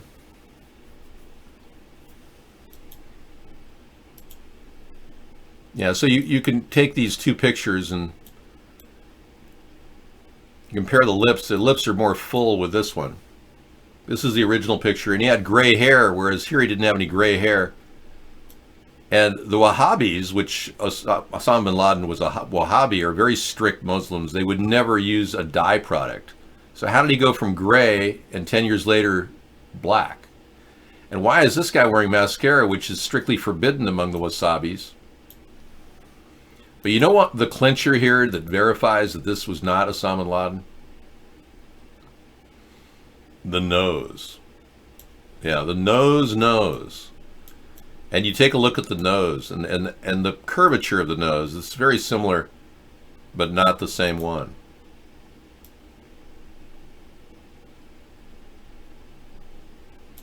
When you outline the nose, it has two different looks. See that? Down below the blue line. It's not the same nose. It's not the same guy. We were lied to. Thank you. I'm glad I got you thinking. The entire Osama bin Laden thing was a choreographed CIA plot to divert our attention from the big birth certificate issue. And it took our mind off of things for a while, so we never even went back to the birth certificate issue, which clearly was a forgery. Joe Arpaio came up with expert testimony that the document that Obama pitched as his birth certificate was just fake. It had all kinds of problems. I had a 30-minute conversation with Doug Vogt, an expert on scanners. He developed some scanners here in our state of Washington. He owns his own business. Brilliant man. He talked about how the differences in the birth certificates appeared. There were halftone images mixed with binary images, and that implies that it was photoshopped. He said that plain and simple, it's photoshopped. So if it was photoshopped, that begs the question, why would it be photoshopped? Because they had to make it look like Obama had a birth certificate from Honolulu. Here's a good meme. Anyway,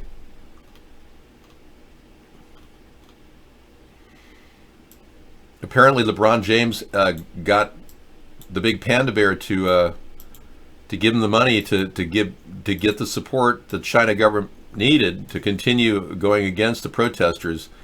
This is a meme indicating China's big panda bear. Actually, that's just a teddy bear, not a panda bear. Has a relationship with LeBron James, and he couldn't possibly turn that down. You got to wonder. A lot of people don't like that. Yeah, he did some Dennis Rodman stuff with China. China and American relations, yeah.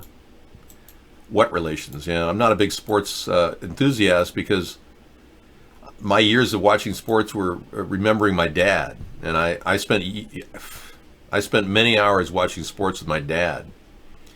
When I go back and watch sports, I kind of get sad because I want my dad there to root me, to talk about sports with. So Sarah and I don't have cable, so we don't watch a lot of sports, but we could probably listen to sports on Sirius Radio. China's leader looks like Winnie the Pooh. Really?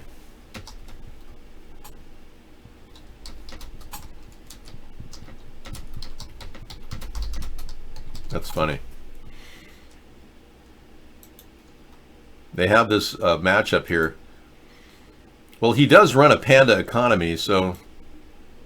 And Winnie the Pooh is definitely a bear.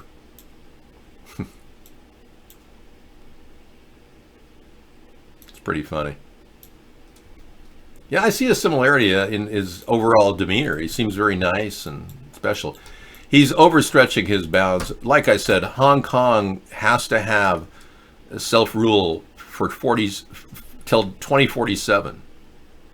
They're required to have self-rule till 2047. So there's no way that Hong Kong can be ruled by mainland China. They're violating treaties. If I were the British, I would file a statement to China saying that they cannot have judicial control over the people of Hong Kong. It's impossible. They'd be violating a treaty. Would they be looking at war? Yeah, they would be. Part of the problem is Xi Jinping has told his people. It would be great if he could, yeah. Xi Jinping has told his people that he wants to they want control over Taiwan in 5 years. And they want total control over Hong Kong as well. It's not possible. Hong Kong will have independent authority until 2047. He can't go in there with troops and enforce judicial law over the Hong Kong people. If he does, he may encounter a direct opposition from NATO forces. It could be a grievance presented to NATO forces, or possibly the UN might have some penalties for China. I think that Trump should add no more pushing judicial control over Hong Kong as part of one of the caveats in the trade war solution that we're looking for. China's economy has faltered in some ways because of the trade war that Trump has established. His big plan is not working out. He hasn't increased manufacturing in the way that he wanted. They can't fill a void that is created now because China goods are tariffed so heavily by Donald Trump. So in a way, Trump has got some bargaining power that he might want to use to get human rights abuses under control, and especially organ harvesting. I suggested we should have copies of the video feeds that the death mobiles take. That China claims that they're doing this ethically, they're harvesting donors' organs from people who have tax debts. I think that's atrocious. Somebody has a tax debt, so they kill them, they videotape it. I think we need to see those videotapes to see the extent of their program, at the very least. Just ask to see the extent of their program in full detail.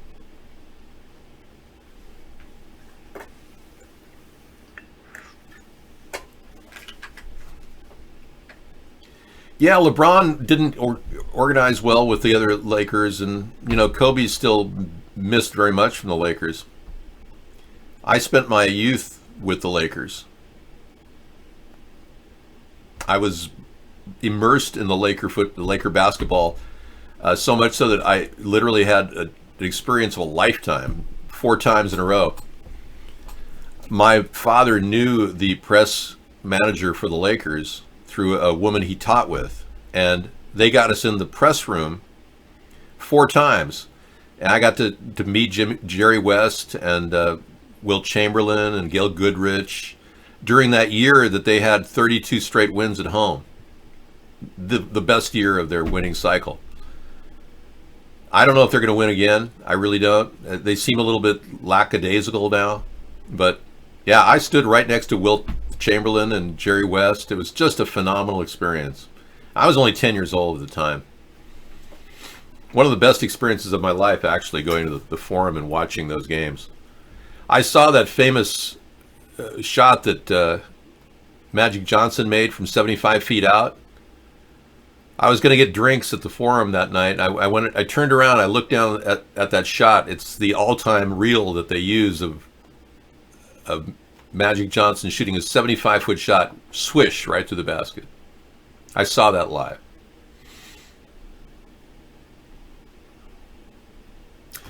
And I'm not familiar with The Lord of the Rings, no.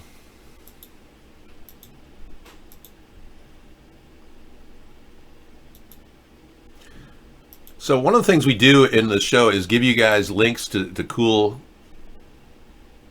sites. And remember I told you about a site called Dissenter? Somebody came up with a browser called Dissenter, and now it doesn't exist. Look at that. Cannot read property platform of undefined. So somehow somebody managed to shut Dissenter down. Isn't that interesting? Fourth, Final Dream, you sent us this link to dissenter.com. Check it out. It doesn't exist. They wiped it clean. Did you download the browser? I haven't been able to down it. Let's go. You go to get Dissenter, you can't get it. So you have a copy of the browser? Look at that. You got to frequently ask questions, but you can't get the thing. Unless, of course, I'm not logging in.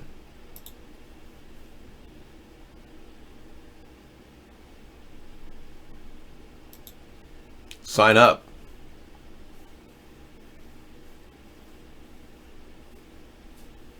No place to sign up.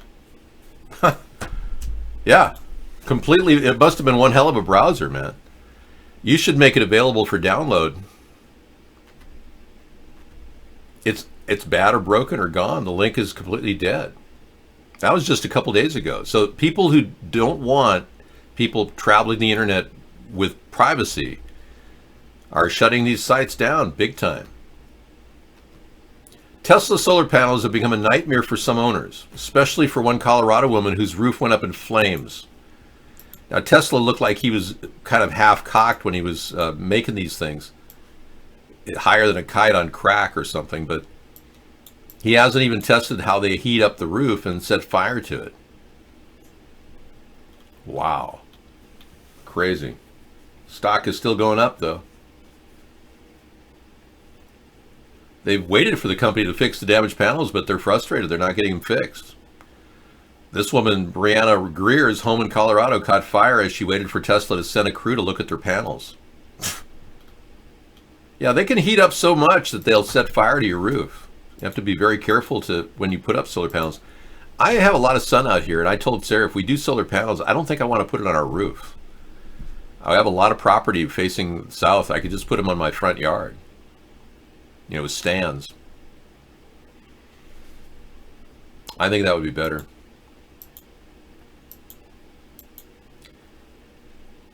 I don't plan on reading Lord of the Rings, no. I am watching, I don't watch Harry Potter, J.K. Rowling stuff either. What I am doing is watching I'm watching the Game of Thrones, which I think is really a good episodic drama. It's not really advancing my knowledge of anything because it's a fantasy, but it's probably built off some of the themes Lord of the Rings has. Thanks for that link, chat room. Yeah, Game of Thrones is really engaging. Sarah and I have been watching on the weekends, and our goal is to get to the final episode by Christmas. So we're halfway through the Game of Thrones. We're on season 5. Yeah, it's great. We really enjoyed it. I think you did too. Episodic TV has gotten really good over the years.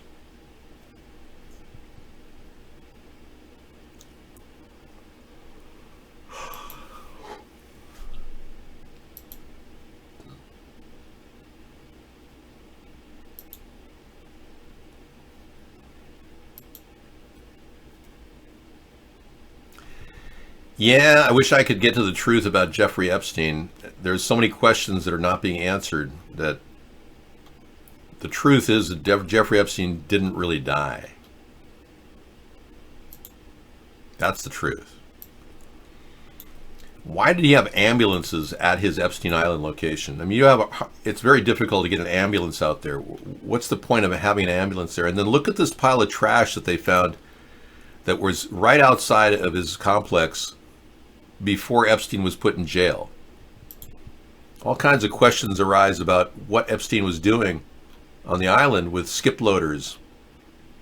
And he was seen on the August 30th, he was seen 20 days after he allegedly died. Yeah, the little picture down there, we've seen a zoom product of this picture. He was standing right here looking up, and he was wearing his typical blue shirt. And there are much better pictures of this. I just don't have it handy right now, but I did a special about this on 153news.net. This is a better picture. You can see his face a little bit better, but he really is alive. He was out there expecting damage from the Hurricane Dorian. And Rusty made another drone video since then? Really? Has he found him? Did he see him again, or is this the only shot we have of him? But this is Jeffrey Epstein, no question about it. And the media won't even talk about the story. And we do have absolute proof, beyond a shadow of a doubt, that Epstein did not die. Because the face of the person that allegedly died doesn't match on many different levels. I showed you this earlier in the show. The nose is not the same nose of the dead person. The cheekbone is damaged, bruised, meaning it couldn't have been a suicide. He had forced blunt trauma to his cheekbone. And it doesn't match Jeffrey Epstein's cheekbone. And then the ear doesn't match either. So, more than enough evidence right there that Jeffrey Epstein is still alive. They got him out of there. He's too powerful to kill. They need all the blackmail video footage of him and other people, politicians and 15-year-old girls. But I think the suspicious nature of what he's been doing begs the question, are there dead bodies on Epstein Island? So as our wow, Game of Thrones decapitates George Bush? What? I've never seen this. Yeah, are there cadaver dogs that we could bring out to Epstein Island and bring jackhammers up and get some of that concrete up that he put down right before he was arrested? Something's not right about Epstein Island. He may have an underground dungeon down there. For years, the Hollywood elite has wanted George Bush's head on a stick. And now, they finally done it! Oh, and the whole decapitating a president in effigy that they had. One of them happened. And what's interesting, such. And what's going on with the chick with the drag? Okay, so this is a little over the top. I can't really bring it into the show because it's just too much, but I'll play it later. Yeah, it does match his face a little bit, but really, that's reaching pretty far deep into the hole of bad news. So Rusty hasn't made another drone video since then? He's not been seen since? He's gone dark? No kidding. Rusty Shackelford's gone dark on his YouTube site ever since he made that video. Very interesting. Yeah. Yeah, I noticed that the interesting part of Game of Thrones is it starts with a midget sex. You know, the first couple of the first season they have midget sex going on. Lots of naked women.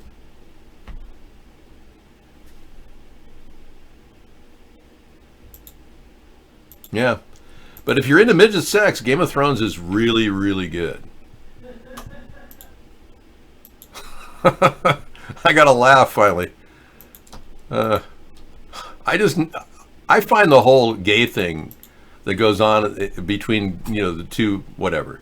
That's a little bit disturbing. They're constantly pushing gayness into our face.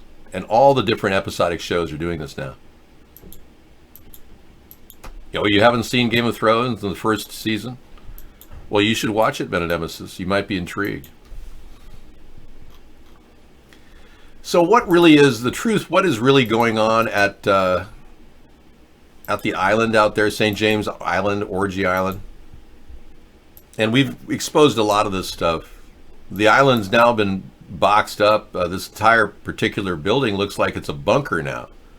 This is not, doesn't have the gold decoration and the owls on top. It's more like a bunker. But Jeffrey Epstein had all kinds of weird things going on there. He had mattresses inside of there, and we've taken pictures. We saw drone footage of the mattresses. They looked like they were urinated on. Mattresses were all stained in yellow when we did see them. Very suspicious. Yeah, stained yellow mattresses. There's a clip of them right there. Somebody found blood stains on one of the mattresses too. On one particular shot of that. But the FBI raid's suspicious. Why didn't they go after cadaver dogs? Why did they just go to that building and pull files out? And it's strange, the FBI and the NYPD were there 2 days after Jeffrey Epstein died, allegedly. Why was the NYPD working with the FBI? Was this a joint fusion project? And where are the court orders for the investigation of Epstein Island 2 days after Jeffrey Epstein died? So it looks more like they were getting rid of evidence as opposed to finding evidence. And as you know, William Barr has not pursued a case against Epstein.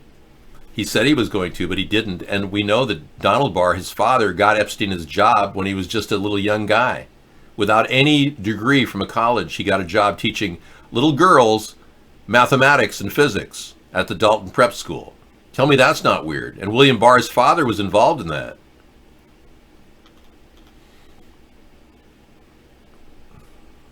Anyways, they were so upset, the NYPD was so upset that they put Home Depot boxes over the windows. They didn't want anyone to see what they were doing.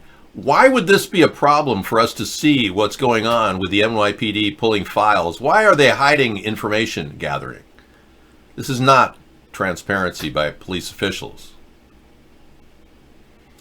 Yeah, the Democrats didn't quite touch, no, they failed to discuss GMOs, vaccines, pesticides, chemtrails, and why they want people to smoke cigarettes.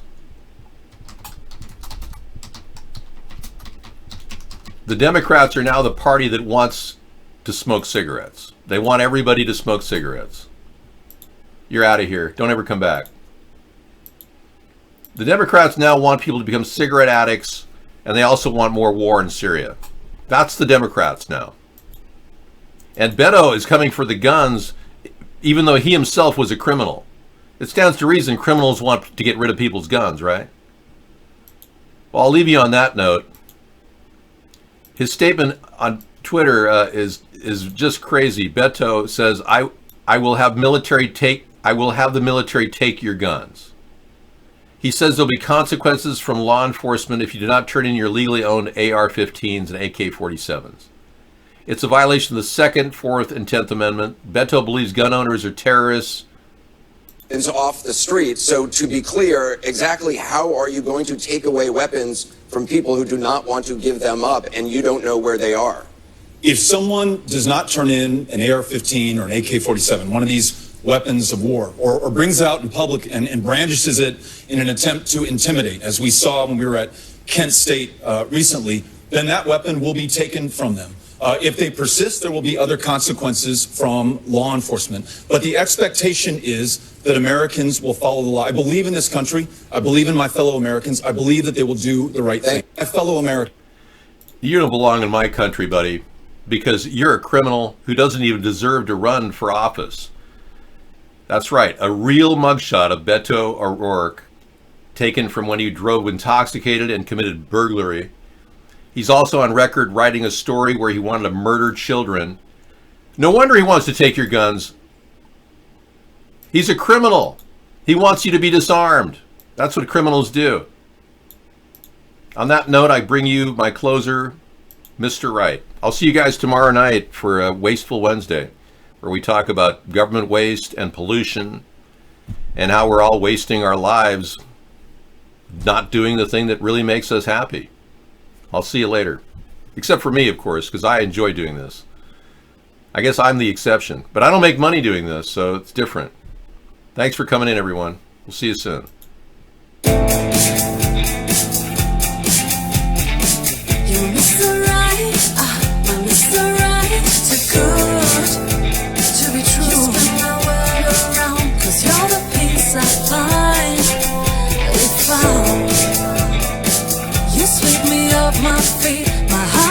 stops to beat. Cause you make me melt. Oh, my Mr. Right, too good.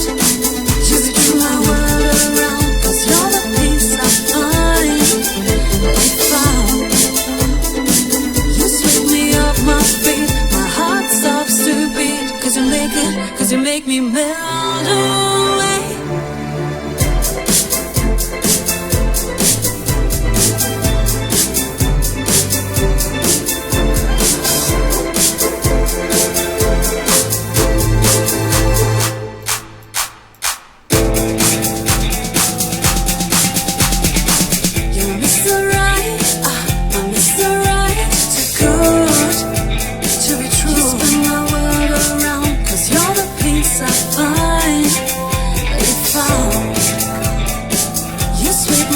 My feet, my heart stops to beat. Cause you make me melt away.